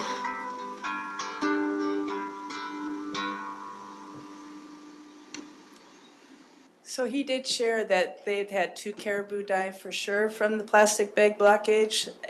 We also know that Agaden Bed and Breakfast and the reindeer, the butte, behind the butte, the reindeer farm, have had several reindeer die. We also have heard about dogs dying and a horse, and a nurse from the emergency room has shared that she has treated toddlers who have had blockage from the plastic. The plastic can only photodegrade. Once it gets in your dark stomach, it can't even do that. Lead used to be fine to have in our paint and our pipes. Now it's not, because we found out it harms us and the effects it is. We can change our behavior, but sometimes it takes guidance from what we know to help us all deal with it. Thank you. Thank you. Carol Montgomery?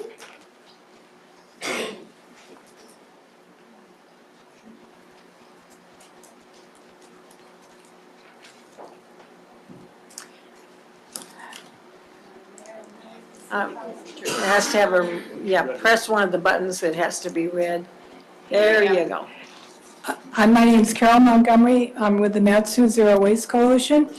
I don't want to repeat a lot of what's already been said, perhaps just add a little detail. Other ways that plastic harms marine animals when it's in the ocean is they become tangled in them, can also strangle them, and it can suffocate them if they inhale a bag.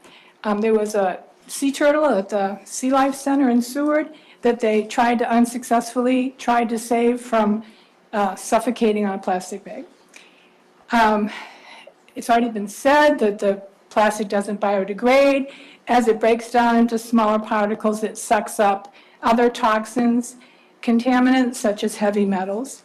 Then it enters the food chain. One detail about one way that it happens is a study in the Pacific Northwest found small particles of plastic in the plankton that salmon eat. They estimated that returning adult salmon were ingesting up to 91 particles of microplastics every day from feeding on the plankton. So when we eat salmon, we're eating those microplastics, and that's really frightening. The amount of plastic in the ocean is growing so fast that if we continue at this rate, it is estimated that our oceans will have more plastic by weight than fish by the year 2050. The health effects of plastic are just starting to be known. We know that chemicals in plastic disrupt hormones and they can cause cancer. This problem is not going to go away. It's just going to keep getting worse. We're going to be hearing more and more about it. Now, I know nobody likes being told what to do, and there's no arguing that plastic is a serious problem. It would be great if everyone took responsibility and brought their own bags when they shopped. But people are very busy and they're stressed, and believe it or not, they've got other things to think about besides their grocery bags. So it's totally unrealistic to think that enough people are going to solve this problem by bringing their own bags voluntarily when they do shopping. Everywhere we spoke, at Rotaries, at city councils, people would say, well, why don't they just get rid of them? Why don't they just ban them? Because everyone hates those flimsy bags, but it's just too easy to take them from the store because they just give them to you. You know, even if you have a can of soup, sometimes they double bag it. So we heard frustrated people over and over say, why don't they just get rid of them? The city of Palmer has shown leadership in taking on this issue, and you have had overwhelming public support for taking action. Single-use plastic bags are a public nuisance and they're a health hazard. years from now, we're going to look back on this issue. It's going to be like when we banned secondhand smoke in restaurants. We're going to wonder, how did we ever put up with this in the past? So this is a great opportunity. Please do the right thing and just get rid of them. Thank you. And thank you. Mary Wilson?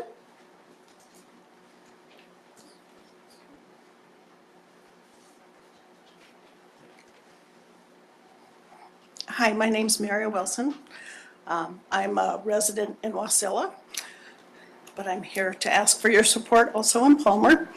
Thank you for taking the time to address this issue with our community. I'm here to ask the Palmer City Council members to pass Ordinance 18004. As you know, so many single-use items are made from plastic. There's plenty of information available to prove the harmful effects plastic is doing to the environment and the wildlife, so I don't need to repeat all that.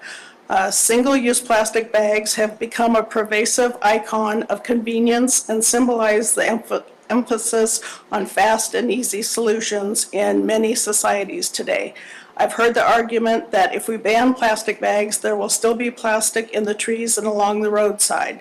There will still be water bottles, there will still be straws. This is true. However, when you look at the astonishing number of plastic bags used per day, per year, per country, it seems like a logical place to start. Just a couple refresher facts here.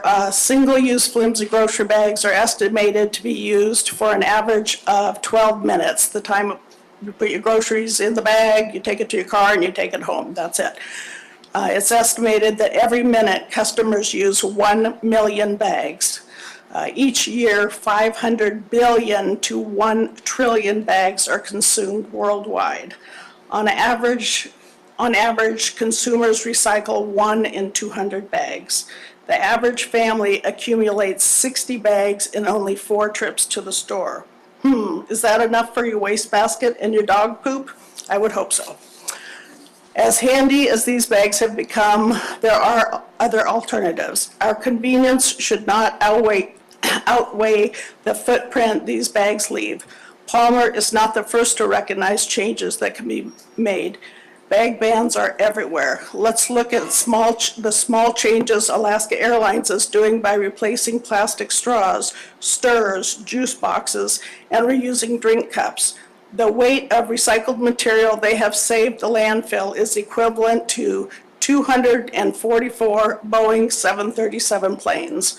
That's a huge change just from one airline. We can take some personal responsibility to do what each of us can to limit the amount of single-use plastic by bringing our own sturdy reusable bag. Changes take some adjustment to our busy lifestyle, but it's doable. Ridding our cities of single-use plastic bags may not cure the plastic epidemic, but it is a small change we can all adapt to as we keep our towns safe and clean for future generations. Don't you want better for them? Thank you. Thank you. Diane?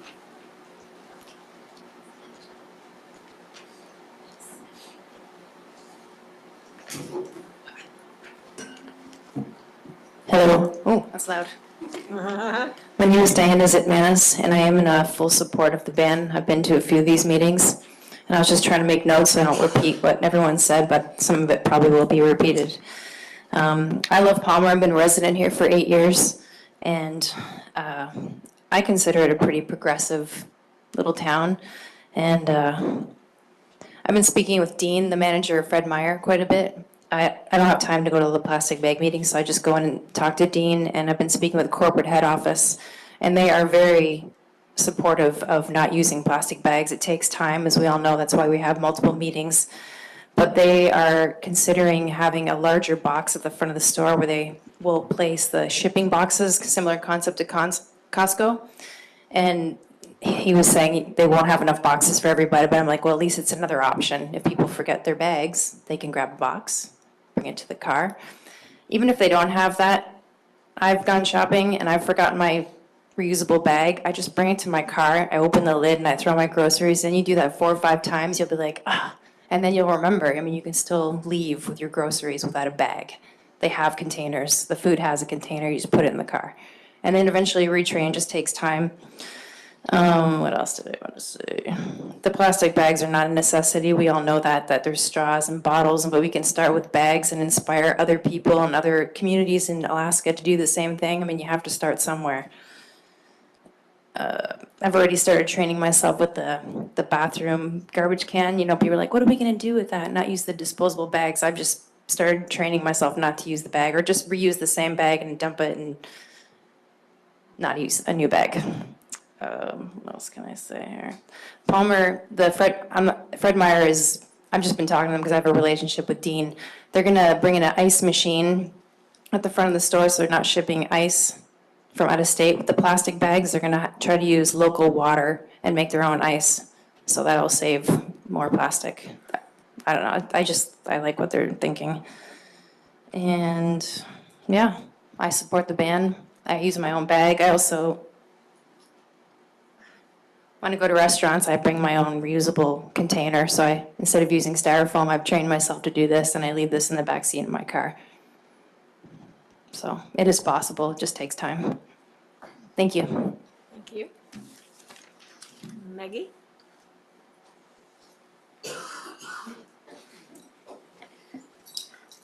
Good evening, Madam Mayor and members of the City Council. My name is Maggie Obie, and thank you for allowing us to come and address you.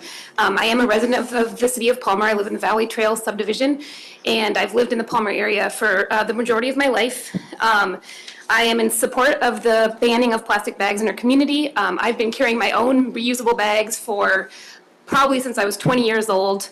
I made a conscious decision to recycle and to also use my own bags. I've had the same Fred Meyer cloth bag for over 10 years, and it still works. You don't need to be buying new bags all the time. You leave it in a car, you unpack your bags, you bring it back to your car when you go back into your car. It's a really easy process. You can train yourself. I have. I am tired of cleaning up plastic bags in my own business and in my own yard and in my neighborhood. I run in the community, I jog and bike, and I am constantly having to pick up plastic bags, and it gets really tiring. Other people have probably experienced this too. Wasilla recently passed this ban. We are right down the street. It makes no sense that Wasilla has passed this and we haven't. I actually think we are behind, and I'm actually really embarrassed of Palmer that Wasilla beat us to the punch on this one. And there's so much crossover between the communities, it doesn't make sense that they're doing it and we're not. As you've heard tonight, there's tons of community support and business support. There's no reason not to pass this. I participated in the cleanup day at the beginning of May. Thank you to the City of Palmer for organizing that. It was awesome this year that you guys came to our house and picked up our yard clippings, and that was really cool. I really appreciated it. But I'm sure anybody who participated in the cleanup day also picked up an amount of plastic bags that you can't even count in our community. So this is something we need to do, and I urge you all to please support this. Thank you. Thank you. Ready, the next person, I'm not sure of their first name. It looks like Ann Milpy. So I butchered that pretty bad. Powers is the last name, that's easy. Hi. Hi. My name is Anamika Powers, Oh, and okay. I live in the Palmer area and do most of my shopping here. I recently had the good fortune to spend a week in Maui in April. Maui passed a plastic grocery bag ban in 2011, and the entire state of Hawaii implemented a ban in 2015. From a tourist perspective, it has been really effective. I did not see one plastic grocery bag the entire week that we were there.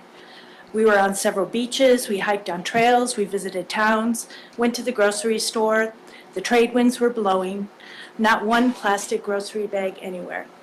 To me, it shows not only the sense of pride that Hawaiians have for their community, but also a recognition of the harm that plastic does to the natural resources that they rely on for sustenance and tourism, much as we do here in Alaska.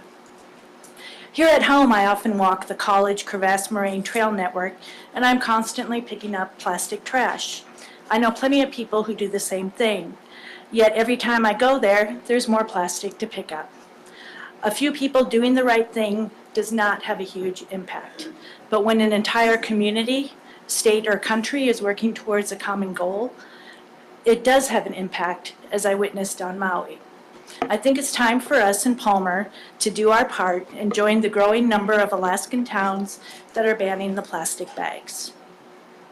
A plastic grocery bag ban certainly does not eliminate all plastic trash, but it is a very doable means of eliminating a very commonly used type of plastic. After all, who among us does not go grocery shopping? My household stopped using plastic grocery bags years ago, and it really has not been a hardship. There are many ways to carry your groceries, and I think Alaskans are resourceful enough to come up with their own ideas. Thank you very much for introducing this ordinance and providing us with the opportunity to speak. Thank you. Mary Ann Cockle?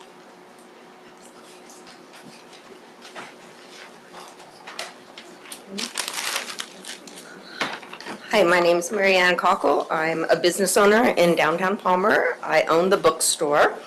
And I just wanted to say that there are alternatives to plastic bags, but our number one alternative at the bookstore is that when the customers purchase their books, we don't say, do you want a bag? We say, do you need a bag? And it gives our customers a chance to actually think about the question and whether they actually need one. And typically the answer is no, they don't need a bag, and they'll walk out without a bag. But for convenience, or when it rains, they may need a bag, so we do supply bags of various sizes for them when that situation arises. And also if they're buying lots of books, then we offer them the boxes that we have to dispose of anyway. So it's a convenience for us to get rid of the boxes, and it's a convenience for the customer because it's a lot easier to carry those books in the boxes. So yeah, there are alternatives. The paper bags are definitely more expensive to stock in the store, but the use of bags in general by our customers has just gone down so dramatically that the cost difference is negligible. Thank you. Kelly Mann?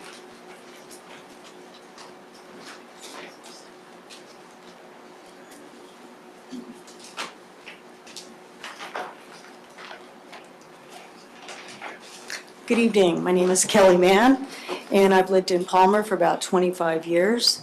I come from a long line of New England Yankees who went through the Depression, so I come by recycling sort of naturally. I think I'm probably the last speaker here, so this might be a good time to show you an idea that I've come up with. We have microbreweries in Anchorage and of course out here, and they go through quite a few of these 55-pound bags of, I believe this is malt, in their brewing process. And Arcos came by the recycling center one Saturday when I was volunteering, and I thought, that would make a great bag. So I had a friend of mine put together a prototype, and it took her about 5 minutes to put this together. And they're actually very stout. They're woven plastic, and sort of cool looking too, I think. And this is it is a prototype. We were thinking maybe about stenciling the name of the brewery or what have you. And also, to reinforce, I went into Anchorage and the Hoarding Marmot, I don't know if you folks are familiar with that store, but it's an outdoor consignment store. And people bring in all sorts of outdoor gear. And a lot of people bring in this climbing gear, nylon, and they can't resell it. So they've just been saving it for me, and I've been picking it up. So the idea is, and again, I'm sorry it's not done, it's a work in progress. The idea is to use it to reinforce the handles and then even to go around the bottom. So you've got a really stout product for basically nothing. I was at the Highland Mountain Correctional annual plant sale today, and I've been in touch with the woman who runs what they call the industries, the sewing, And they're really excited about coming on board with this. So I should get a final answer from them next week. The superintendent just wanted to know, I think if we were going to use it as a money-making thing, and I guaranteed them that, no, we were not. I think the only thing at this point that we're going to be having to pay for is the thread. And I'm not quite sure how much that's going to run yet. But, you know, this is just one alternative. And I think it's sort of, it's a possibility. It's all locally made. It's an option. Thank you. Thank you. That is all that signed up, but we want to give anybody in the audience a chance that even if you didn't sign up, yes, come on.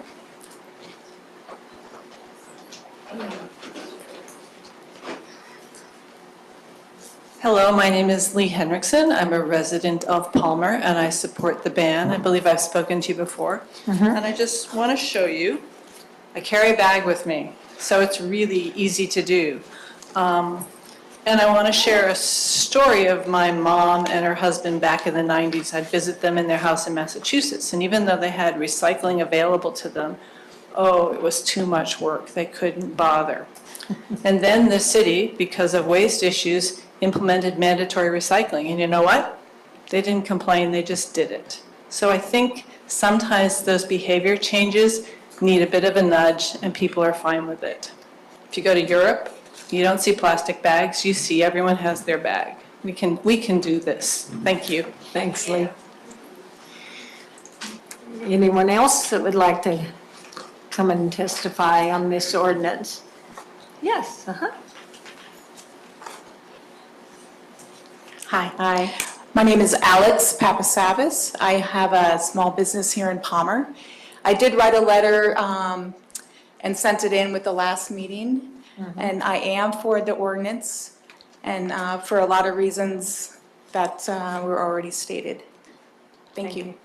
Can I have you sign in on the yellow? It's okay, I got it. Oh, you got them. Okay, that's fine, Alex. The clerk says she's got it, so. I got it right now. Yeah, thank you. Anyone else that would like to come and testify to the council?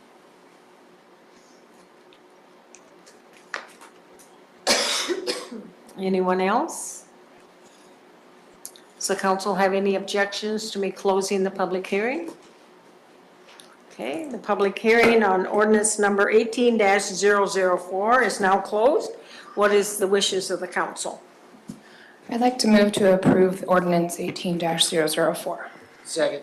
Okay, it's been moved and seconded that we approve ordinance number 18-004. Discussion, amendments, questions from the council?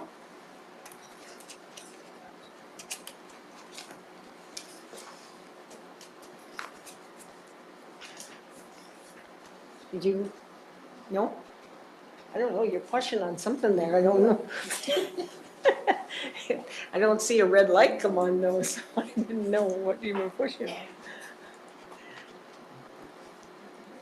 Yeah, We're waiting for someone to talk, huh? well, I didn't know, I could see you pressing something, Yeah. but I didn't see a red light come on, so.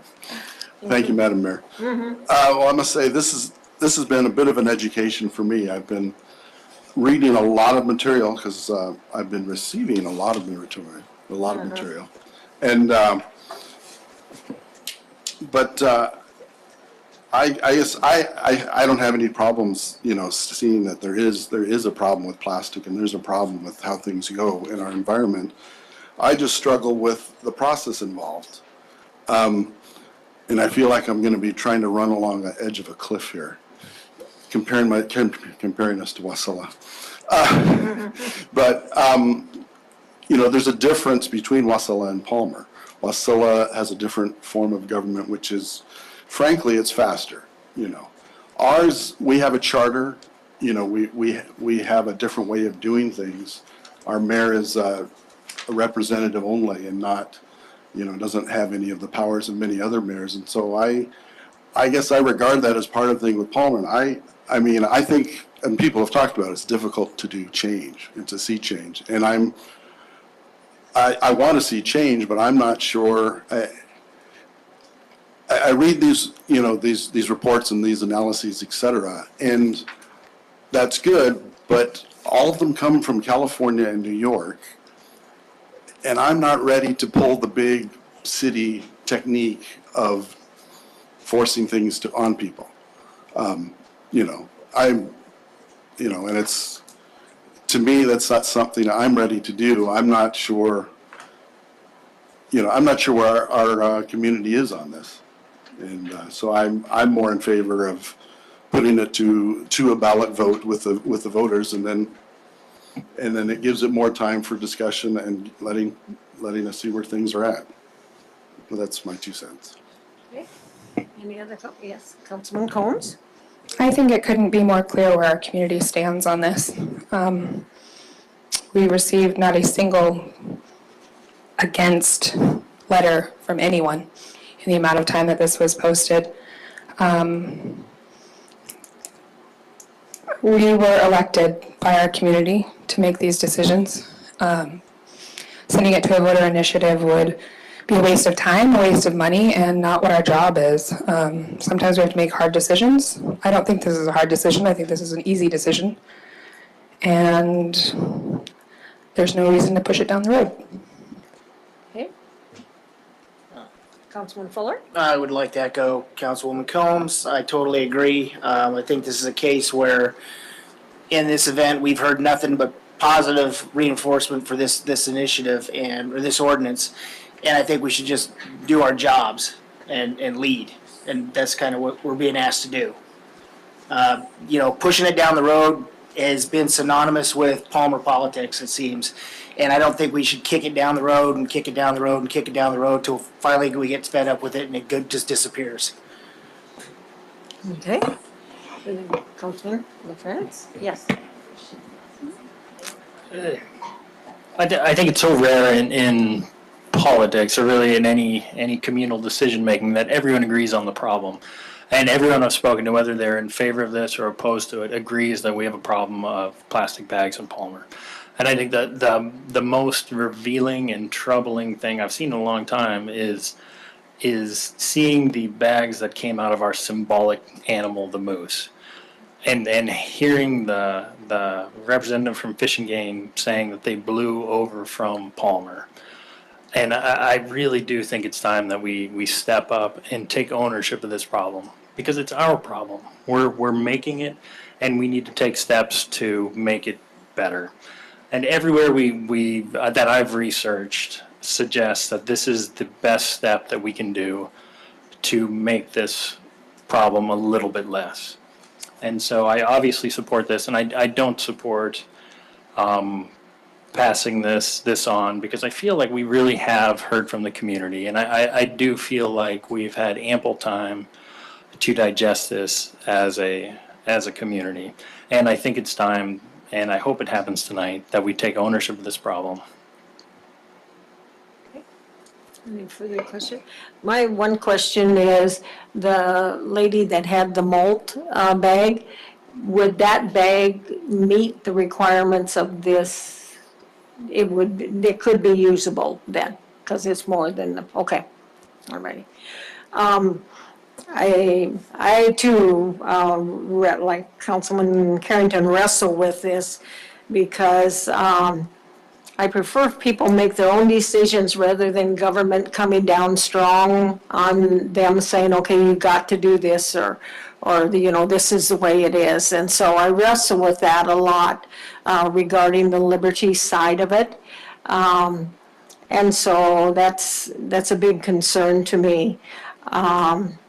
My question, I guess, is if somebody goes into the grocery store, to Fred Meyer's, and they have their own bag, and who is going to say to them, okay, now you do meet the 0.4 mils or you don't meet the 0.4 mils? Are we going to have to call the police department to ask, how are you going to know Councilman LaFrance? I would love to address that. And so Okay. this ban only involves the distribution of the bags by the commercial retailer. So anyone could, I mean, there would be nothing stopping you from going out and buying 1,000 bags of less than 0.4 mils, bringing them into the store, and throwing them into trees afterward. Well, the littering thing would No, Palmer probably to throw So it's not an issue that I see it of personal liberty. If people really do like these bags, you can buy them on Amazon, and they're and so that decision was absolutely not taken from the individual. It really does come down to the place of business and what we're saying it's okay for them to distribute ultimately across our community. And I think for me, the fact that the Greater Palmer Chamber of Commerce and the Palmer Downtown Merchants Association have come in such strong support of this is really telling that our businesses are comfortable with this. And while our moose are not comfortable and don't have a decision to ingest plastic bags, we as humans have that decision, and I think we can make the right one here tonight. Okay. Further, Councilwoman Combs. I just want to add on that, it's, we've also received support from the Alaska State Fair, which is a huge, there's a lot of vendors there, and they're willing to step up and make sure that their vendors are not distributing those bags. I've also spoken with the general managers for Cars and Fred Meyer, and they are just so willing and ready to offer other options when this goes into effect. And so just the fact that our largest retailers in Palmer are ready to make the change says a lot. Okay.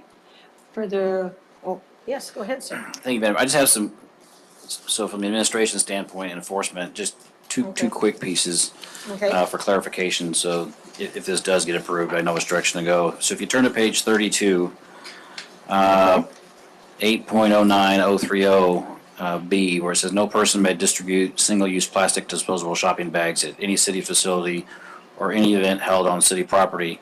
So the first thing that comes to mind, if somebody's at the depot has an event that's commercial retail, yeah, that can't happen. But we use recycled bags at the library for folks that have many books. So my interpretation means we can no longer do that. So I just will make sure that my interpretation of what that says is what the intent is. That's correct. I mean, we gotta live by what we put into place. Okay, Councilwoman Combs. I was speaking with Lynn Carden with City of Wasilla on how they were going to handle things like that, like such as Bishop's Attic. They use reusable bags. They intend on allowing, there can be a box of those plastic bags sitting there. They're not going to offer them. They're not going to say anything. If they're there and people want to use them, they're there. Eventually, though, people won't have them to bring in and recycle. So it's a self-policing issue that they will eventually go away. Okay. Does that address? Councilman Fuller? Thank you, Madam Mayor. I would disagree with going with that. I think we're going to do it and stick with it. And put down, okay, you're special and you're not, is not the way to go with this. We either do it or we don't. So, I mean, if we're going to ban bags, then we stop distributing them at the library. Bishop's Attic stops distributing them. If we do a market down here at Friday Flings, they stop distributing them. We enforce what we do and put into ordinance. Does that address? I think that's pretty clear. The last one is that blue bag on the prohibited one was one that I struggled with on which board to put it on, because it's not technically a single-use bag, but it doesn't meet the 0.4 mil unless you count the double wall. It's kind of a double wall bag. So again, that's just, I'm not asking for clarification on that bag, but that's some of the issues that I'll have to struggle with on administration. On the other side, it's pretty clear when you look at the ordinance. Somebody wants to look at that afterwards. The dots correspond to the exceptions, and the one exception that's striking is the pharmacy bag, which is the T-shirt bag. But that's what is used at both stores. So that, in my interpretation, goes on that side as a pharmacy bag. But So from the administration standpoint, I think this is enforceable, with a couple of questions that you've cleared up, so. Okay. Any input to the city manager regarding his concerns or questions?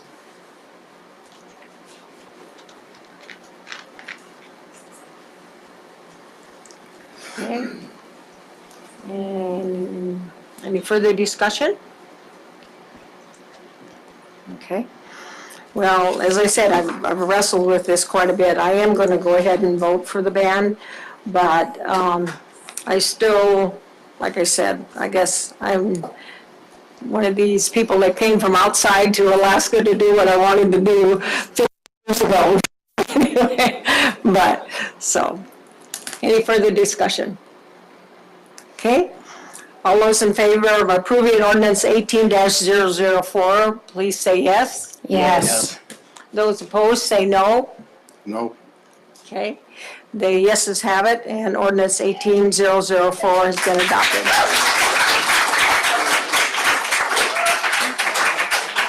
Okay. I've had a request that we take a break, so, okay? We'll probably 5 minutes.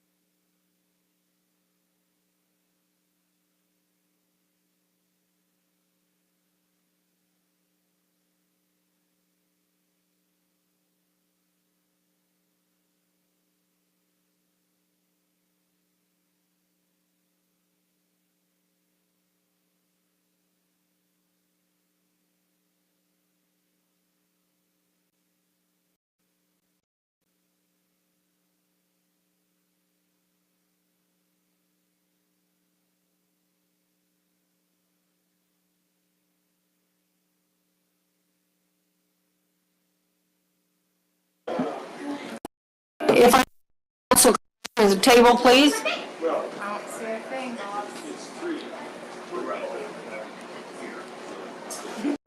Well, it's still streaming, I see. It'll get minimized. Okay, the next item on our agenda.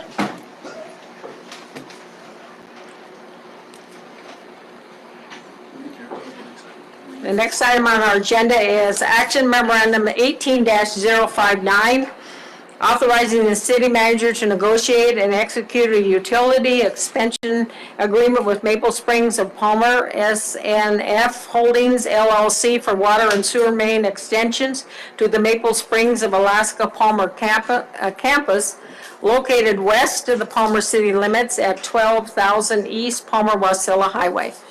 Do you want a staff report, or are you ready to make a motion? Staff is missing, so I will just move to approve. Yeah, we'll just speed ahead here and tell them, yeah. I'll move to approve. Yeah. Second. Okay, it's been moved and seconded that we approve action memorandum 18-059. Discussion, comments, amendments by the council? I've got a question. Okay, And I you think it's gonna be, here he comes. I'll tell some jokes in the meantime. Okay, all right. So a pair of jumper cables walking to a bar. The question that I had is, given the location of this particular property, is it adjacent to the city limits, and would this be a good case for an annexation? Go ahead, sir. This is a staff report question. We do have a motion on the floor. Okay, for 18059? Yeah. So yes, this is adjacent to city property, and it would be a good candidate if they asked to come in. And the line is sized enough for that development. It's a 6-inch line that's going in, as opposed to a 4-inch line that we've seen in some other divisions. Councilman Carrington? So has anyone asked them if they'd like to come in? You know, explain the great benefits, et cetera? Not directly, but there's been some of that discussion with this group early on, a year or so ago, when they were asking for their certificate of need.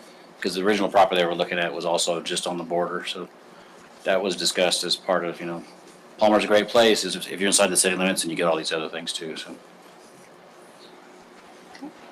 Further discussion from the council on action memorandum 18-059?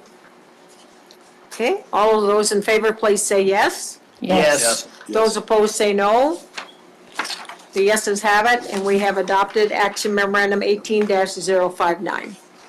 The next item on our agenda is action memorandum number 18-060, authorizing the city manager to negotiate and execute a contract for the construction of the 2018 taxiway pavement maintenance project to Hughes Construction Company LLC in the amount of $432,810, contingent upon receiving a Federal Aviation Administration grant, and authorizing the city manager to accept and execute said grant from the Federal Aviation Administrations for the airport improvement project. Are you ready for a motion, or you want a staff report? Well, I don't hear a request, I don't hear anybody motioning. Move to approve. Okay? Second. Okay, it's been moved and approved that we approve action memorandum number 18-060. Any questions, comments, amendments by the council? Okay, all those in favor, please say yes. Yes. Yes. Those opposed say no. The yeses have it, and action memorandum 18-060 has been approved. The next item is action memorandum 18-061, authorizing the city manager to negotiate and execute a construction administration service contract addendum with HDL Engineering Consultants LLC in the amount of $52,100 for the construction management work on the airport's 2018 pavement maintenance project. So you ready for a motion, or do you want a staff report, or what would you like? Move to approve. I'll Okay. second that. Okay, it's been moved and seconded that we approve action memorandum 18-061. Discussion amendments from the council. Okay, all those in favor of approving action memorandum 18-061, please say yes. Yes. Yes. Those opposed say no. The yeses have it, and action memorandum 18-061 has been approved. The next item is action memorandum number 18-062, accepting Councilmember Brad Hansen's resignation, declaring the seat vacant, and directing the city clerk to begin the appointment process to fill the vacancy until a successor is seated after the October 2nd, 2018 regular election. What is the wishes of the council? Councilman Fuller? Move to approve. Second. It's been moved and seconded that we approve action memorandum number 18-062. Questions, comments from the council? I just had one. Uh-huh. Did the city clerk need any additional guidance, or was what you? Yeah, you regarding questions and what do we want to have each Right. applicant complete? And go ahead, Madam Clerk. Thank you, Madam Mayor. There are, on page 107 of your packet, there are 3 things that I do need direction from the City Council. There are plenty of options of how we would like to move forward on accepting applications from candidates or applicants. Things that we may want to require, things like submit a letter of intent, 1-page resume, supplemental questions, and of course, the one thing that's not up for question is the application itself. But do we want a letter of intent to be submitted? I do want to let you know, the last time the City Council did this in 2003, that was the only requirement, was a letter of intent. I do think that that is a positive addition to the application packet. A 1-page resume could be optional. And the supplemental questions, as through a couple of recruitment processes that I've been through, I've had both ways. When we anticipated a number of people that would apply, we used supplemental questions. When we anticipated that not a number would apply, we never used them. So this is a direction that I need from the council, because as soon as tonight is over, I will be putting the application packet together and getting it available for the public. And that all of that would be part of the what is required as a qualifier and disqualifier for the submission process. So number 1, I need to know what you want from the applicants. Madam Mayor? Yes, Councilman Carrington. So did I understand, is the application assumed, or are we talking yes or no on the application? The application is assumed. They must have the application no matter what. And where's the application and what does it look like? The application, Since I've done that, Yeah. I developed it. Oh, okay. So everything in this process is all developed from scratch at this point. The application looks just like the city council application or the board commission application. Give me just one moment. Okay. And I can pull that up.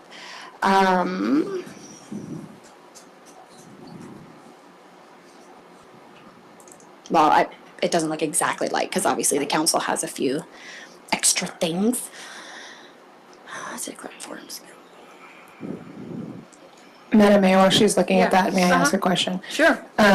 Would the interview questions be published with this process, or would those just be for our use when it's time for the interview?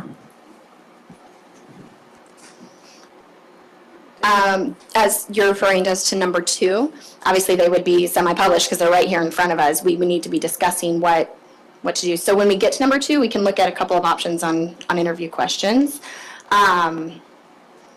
So this is the application there. So up here on the screen, is the application. And so it looks very similar to our committee and commission, but some of the differences here is the fact that they must be a registered voter, so that was added into the application. They must have resided within city limits for 1 year prior to appointment, so that is added in the application. There is a notary certification that they are having to certify that they will hold office if appointed until October 8th, that their intent is to do that. So those are, and the last and final change in the application is verification purposes to vet the applicants. Voter registration and residency is this section here. So everything else, half the application I should say, this half and this is part of the boards and commission application. All of this and this is new to a city council's application process. Yes, Councilman Carey. So this is a one-page form? It is a one-page form. Right. Yep. Yeah. And I see the attorney going to get the code deed book, so. Keep working. Okay, we'll keep working. Okay, so let me just ask the questions and I'll get a consensus of you, okay? So everybody fine with the application? Anything else you want on that application? Okay. What about a letter of intent? Do you want a letter of intent? Madam Mayor? Yes. I'm sorry, thank you, Madam Mayor. I think the letter of intent is in there, the statement of intent, in that application. Oh, okay, so you're just going to interpret that to be the letter of intent, okay? That's one interpretation, definitely. That is not a letter of intent, that is a certification to hold office. They're certifying that they meet the qualifications and that they will hold office. That's not necessarily the same as a letter of intent. Letter of intent generally is, I intend, to do this, I'd like you to, it's like a cover letter if you're applying for a job. Can we put it in the application? I mean, just if selected, I will. I think that was at the bottom of the application. That part, if selected, that is in the application. So that's the intent.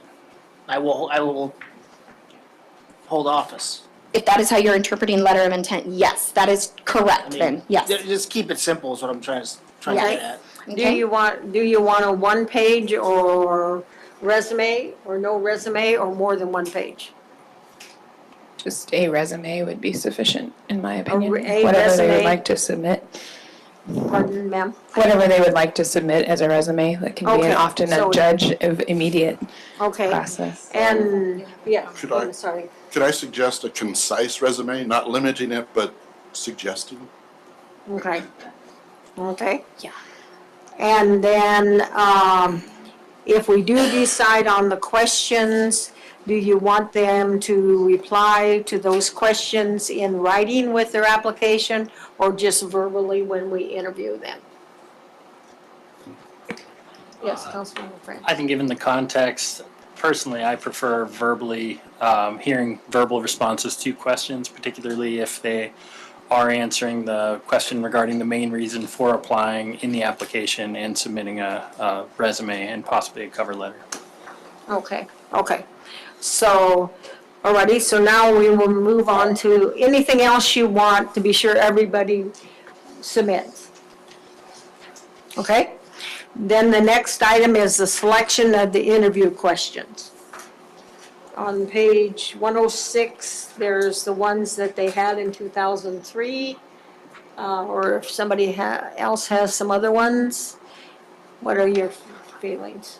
Madam Mayor, Yes. I guess I have a question of, does this mean we can still reserve the right to come up with questions before we actually do the interview? Or does our attorney? What? I'm sorry? Go ahead, ask it. I was just wondering if we can reserve the right to come up with questions, the night before or that night or whatever, or is that difficult? Getting a nodding of the head and a shaking of I the think you head. could if you ask everyone the same questions. It's not like a job interview. It's, well, Right. kind of it is, but. Can we have you put the mic on, sir? Sorry, it's a little different than that. When we did this, at least once or twice for the Borough Assembly, I prepared a list of 100 questions and handed it out to all the candidates and had them answer them all. I'm not suggesting that. Good. It was great answers. So I think that you can do it however you want to do it. You're in charge of the process, as long as it's fair and even across the board for everybody that is interested. Okay. Further comments or questions from the council? I just had one. Is there a reason why we need to limit it to 4 questions on here? I mean, I know that makes it simple, but I get asked a lot more than that when I interview for a job, so. But I just think all of these are really good questions. The ones that are on the back? Yes, on page 108. Okay. I guess the question is,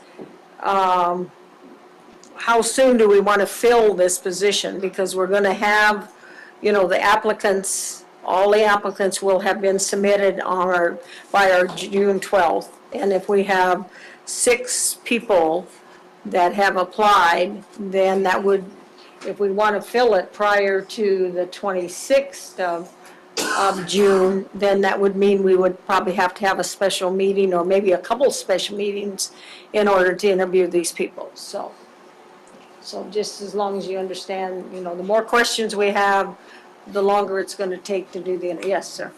On the code section for vacancies, 204065, it says when a vacancy occurs, you publish it for 14 days. I think the clerk is working on that. Right. And you have 45 days after the seat is declared vacant. You're not really coming up on the mic. I'm sorry, to appoint someone to the seat. And there is a provision to follow up on Mr. Carrington's question about questions. It says the council may review the applicants and/or interview applicants in any reasonable public manner. So you have a very broad discretion to seek information from the candidates as you see fit, as long as it's fair and you ask them all the same thing. I think that some of the questions should be related to what the City of Palmer government is. What's the governance structure? How does it operate? What are the roles?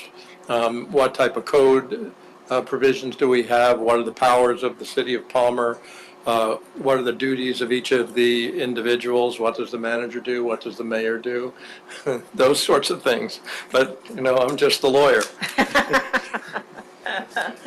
So let's look at the calendar to see what our drop deadline is then, since if this motion passes, so 45 days from tonight, when is that drop deadline that we have to have the appointment done by? Sure. And I'm just referring to the calendar that Norma sent to all of us. It looks like we could appoint the candidate on the 26th of June. The appointment must happen by the 6th of July. Okay.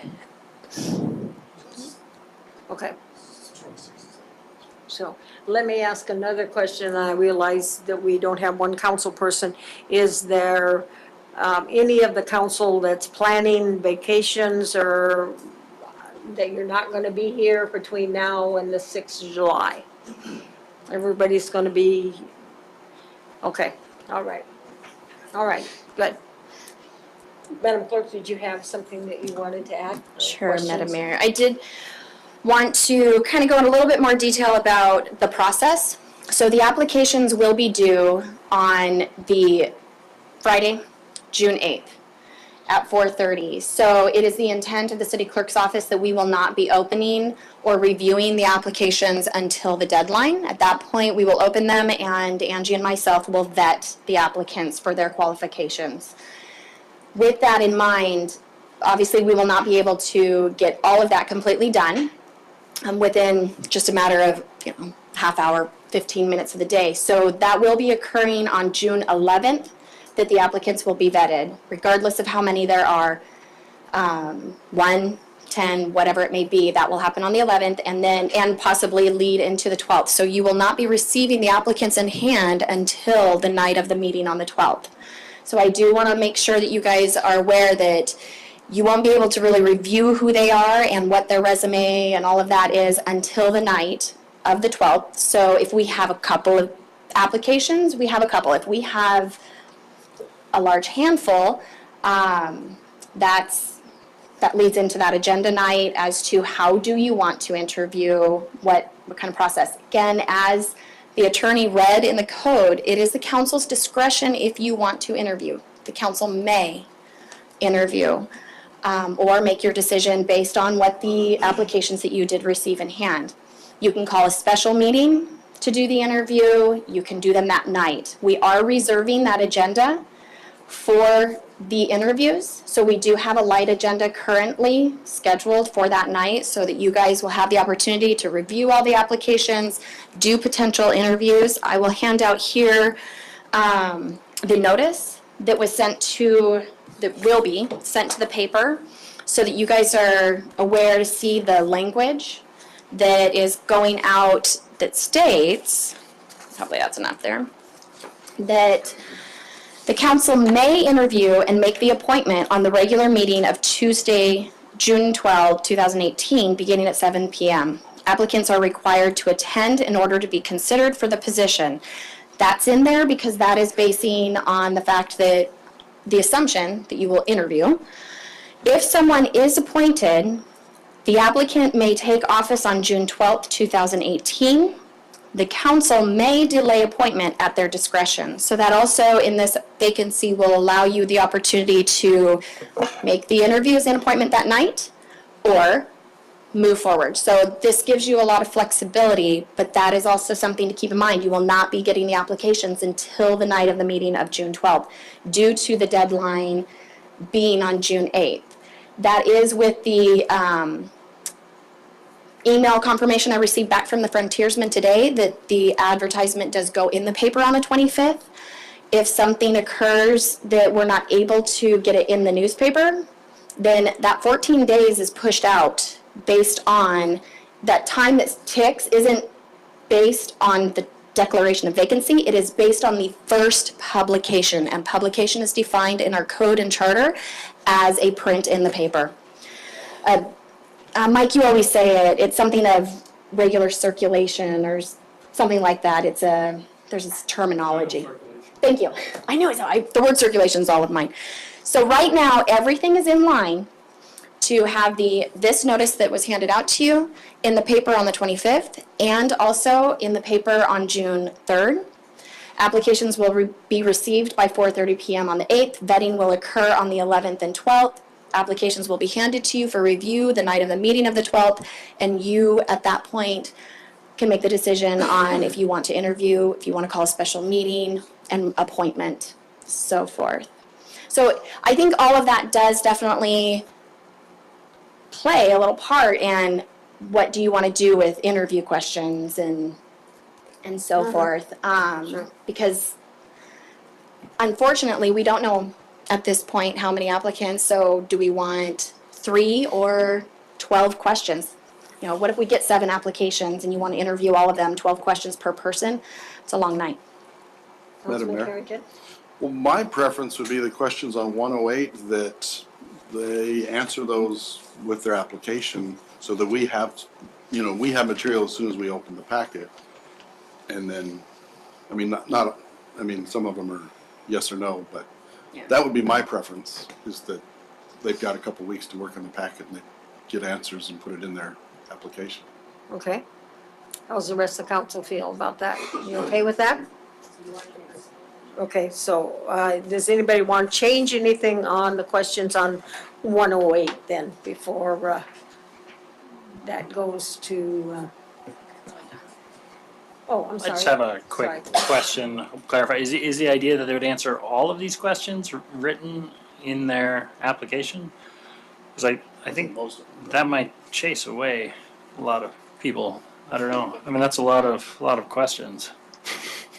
I mean, that's part of the vetting process, I suppose, but, yeah. So, I mean, I'm totally fine with it written. My preference is to just pick a few questions, hit them with it, and orally, because this job often involves talking, so I'd like to hear them talk and answer questions personally, but I can certainly live with written questions.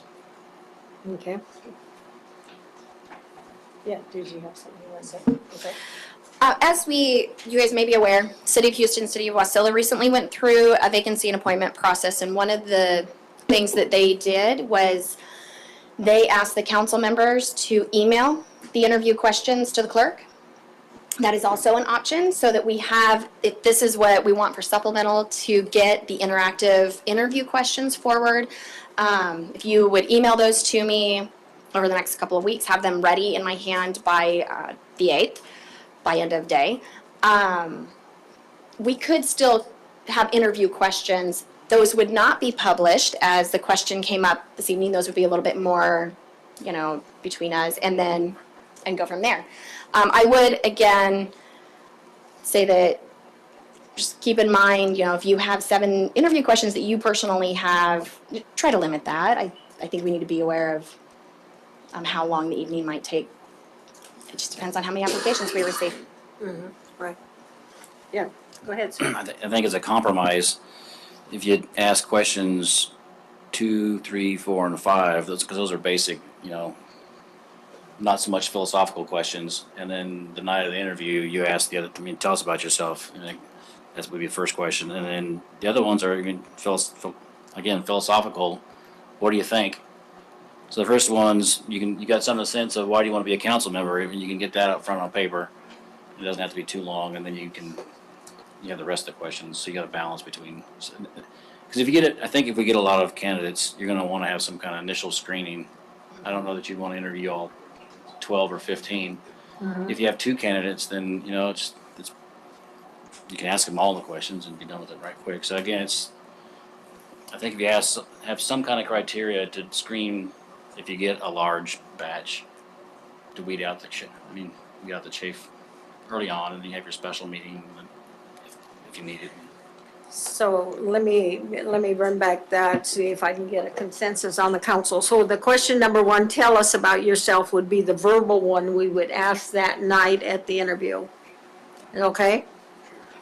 Ready? You okay with these? And then the next, what did you say, 4, sir?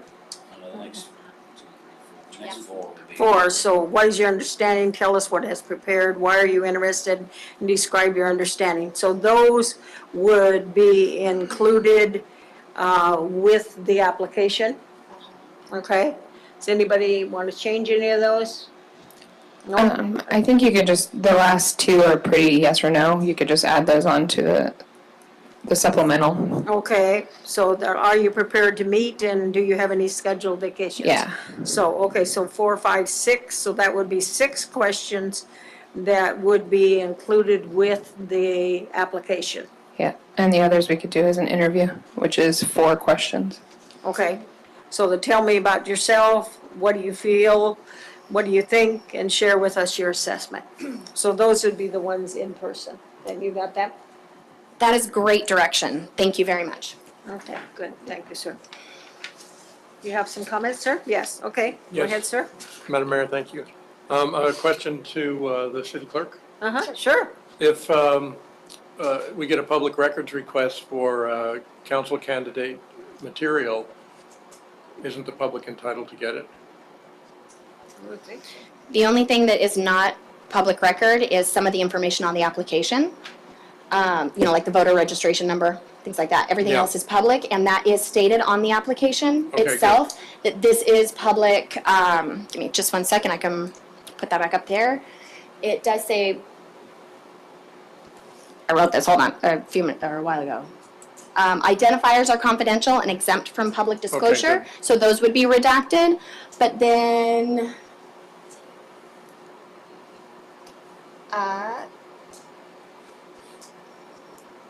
okay, here we go. And then right here, I further understand unless specified information contained in this form is subject to public disclosure. So that's part of the certification notary. Then the other question I have is, would candidates who apply be just listed on the website so people could see who's applying even beforehand? No, the process is that we won't, well, first of all, I don't get back from holiday until June 8th. So they will be in sealed envelope until I return. And so they wouldn't even be available to post that kind of thing until it's vetted and available. So, but if you vetted, whatever you present are gonna lay on the table for us the Tuesday night could be put on the website that day. Yes. Okay. Yes, as So- soon as we've gone through the vetting That would be process and that it's day. complete, then yeah, just like, this is the exact same process that we do through the candidate application. As soon as someone is verified as a viable candidate, their name goes on the website, notification is sent, things like that. Okay. All right. So, Okay. Mike, I know you read to us was that all that it talks about in the code regarding filling and the reason I'm asking that is because this says that you must have resided within the city limits for at least 1 year at the time of appointment.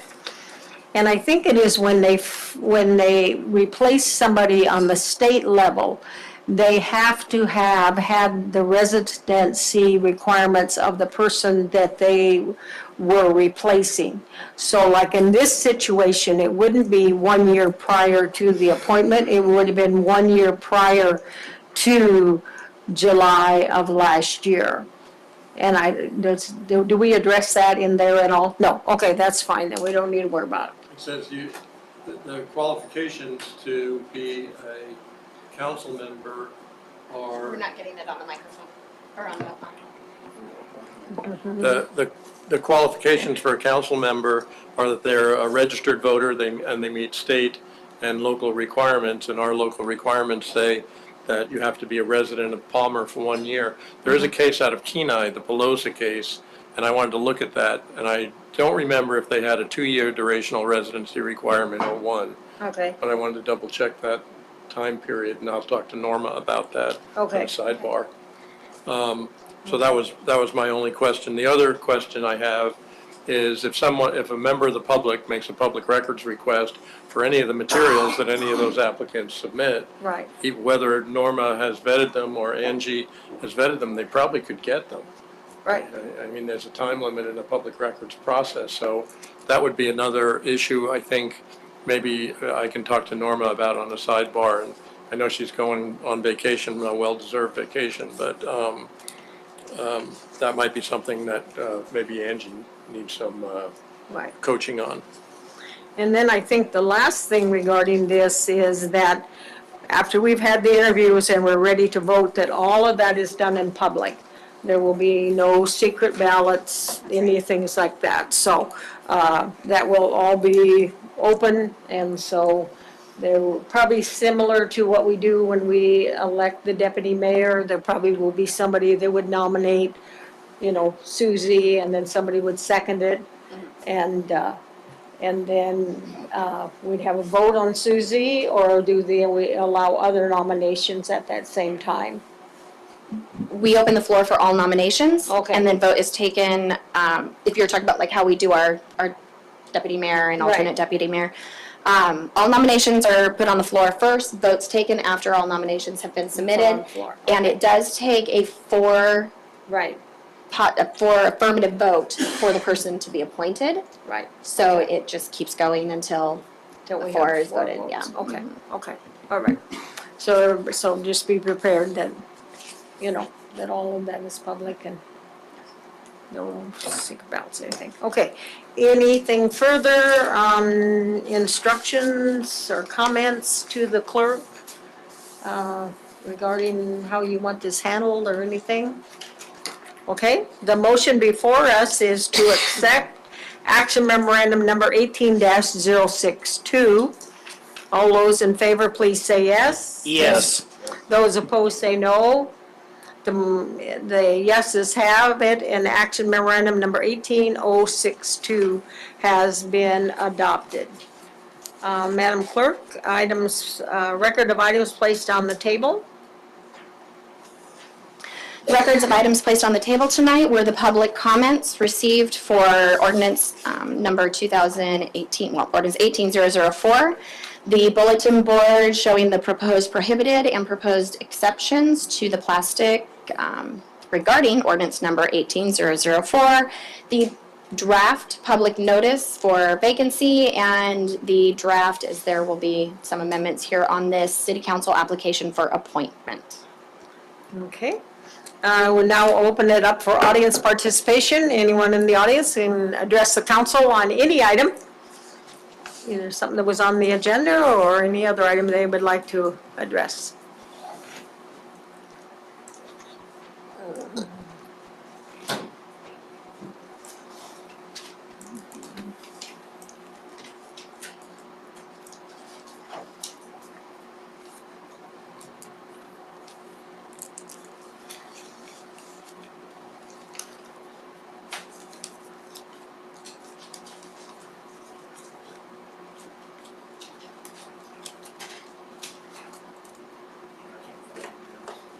Two. 2.04.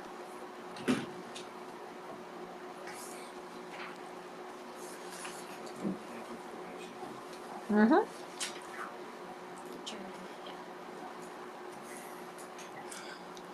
name is Eugene Carlhaven. I represent myself. I follow the public process. The public process is an appropriate decision made by the governing body is more likely in public interest.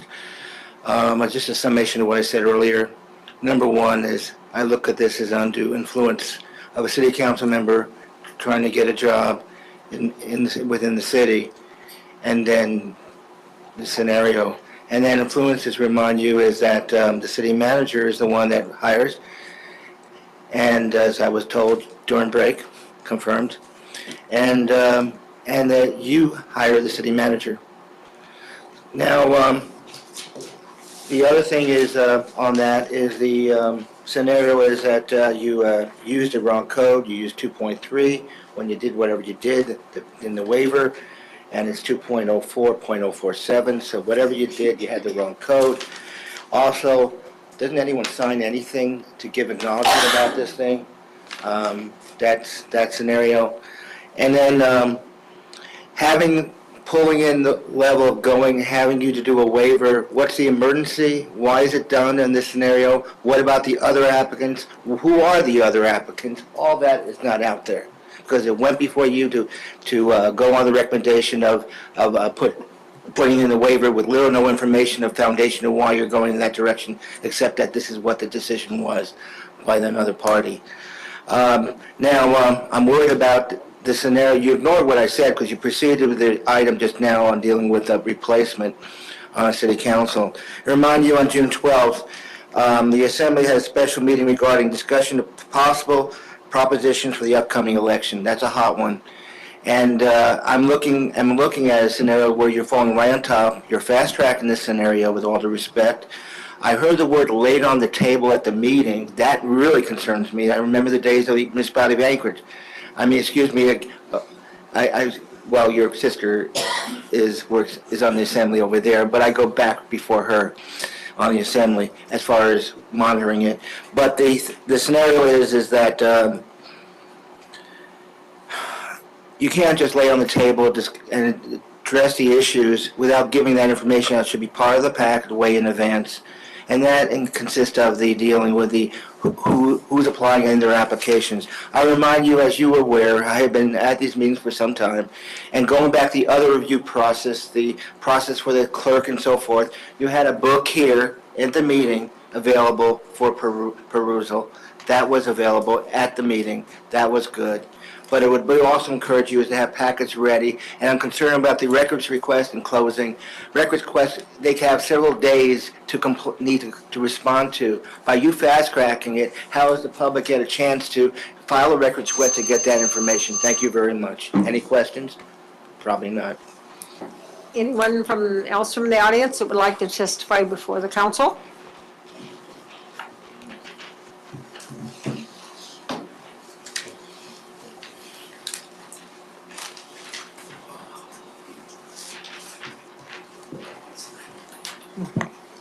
My name is Linda Combs. I reside at 429 East Caribou. I'm a Palmer resident. Two quick things. One, I would like to congratulate the city on the tremendous job for the cleanup week. I'm specifically by my neighbor who is a centenarian.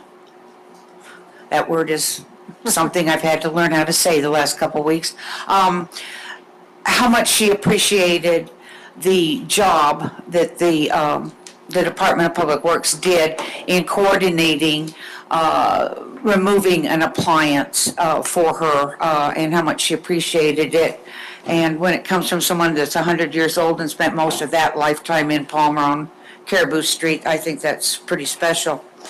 The other thing is this the clerk passed on to you at my request this information regarding a Matsu Elder Senior Listening Forum, and I really appreciate that that's been done. If you check your email, just in case you haven't noticed it. The reason that this, and I appreciate if you share the information any way you can, the data that gets recorded from these sessions is what develops the findings that are then used in the Alaska State Plan for senior services for fiscal year 2020 through fiscal year 2023. I'll be working on that particular plan. The more information we have, the better we can serve the people right here in Palmer. And I appreciate your time. Thank you. Thank you. Anyone else that would like to address the city council? Okay, seeing no one, I will close audience participation.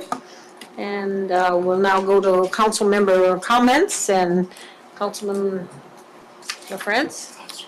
Sure, thank you. I'd like to congratulate the city on the cleanup as well. I'm not sure if I got rid of junk or yard stuff, but I got rid of stuff I didn't want, and I appreciated someone to come and take that. So sincerely, thank you, nice work. Mr. Benedetto, I believe I pronounced your name right. Thanks so much for coming in. Thanks for your work on Neighborhood Watch. I think it's very important. I think we should support these fledgling groups because it's a heck of a lot cheaper to pay for some signs than to pay for what happens after a crime has been committed. So thank you for your commitment to that and for making our city safer. Lastly, Government Peak Climb is coming up June 2nd, and it's a sufferfest, so I hope to see you all there.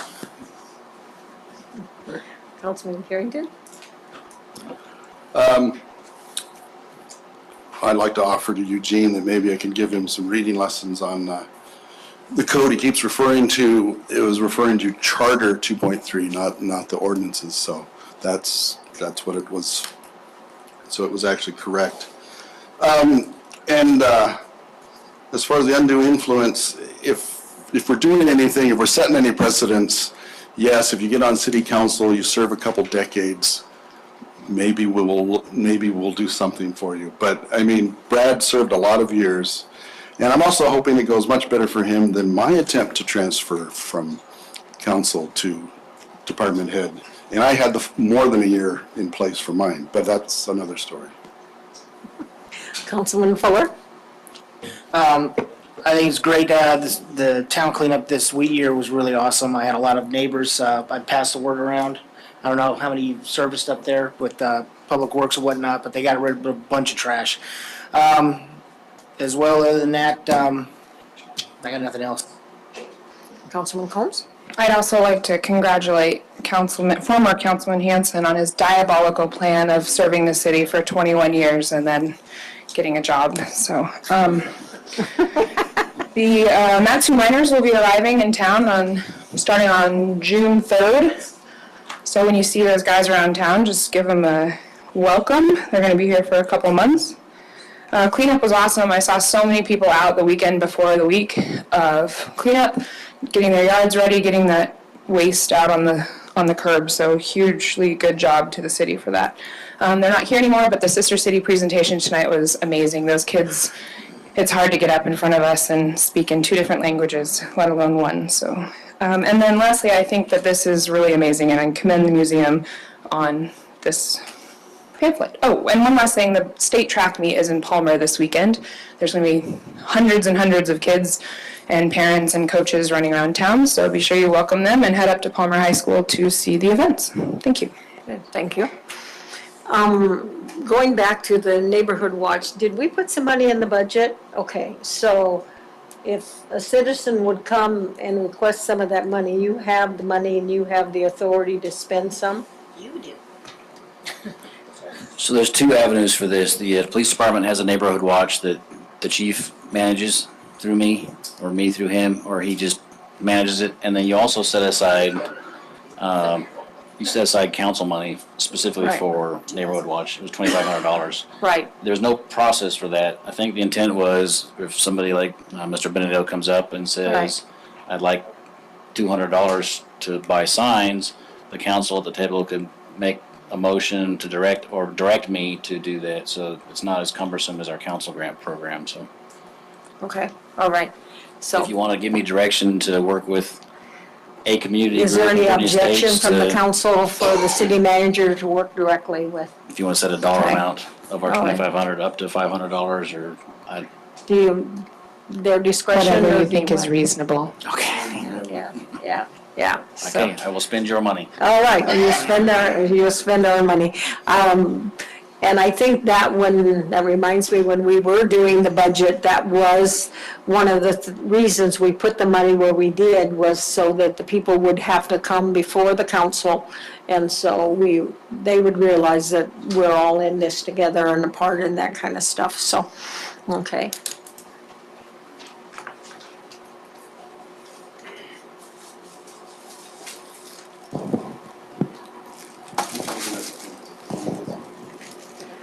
Should I go this way?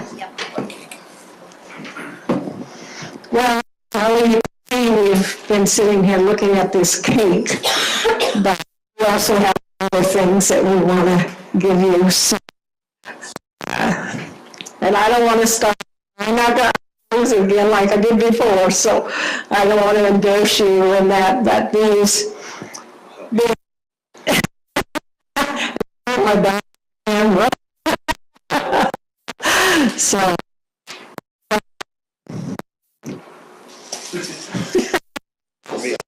Yeah. Well, anyways, first of all, I want to thank all of you guys, obviously, for allowing me this opportunity.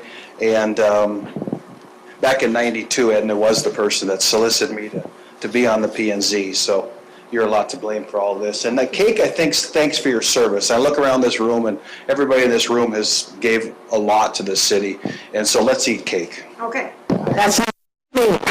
So let's see. We adjourn, or should we keep the meeting in session?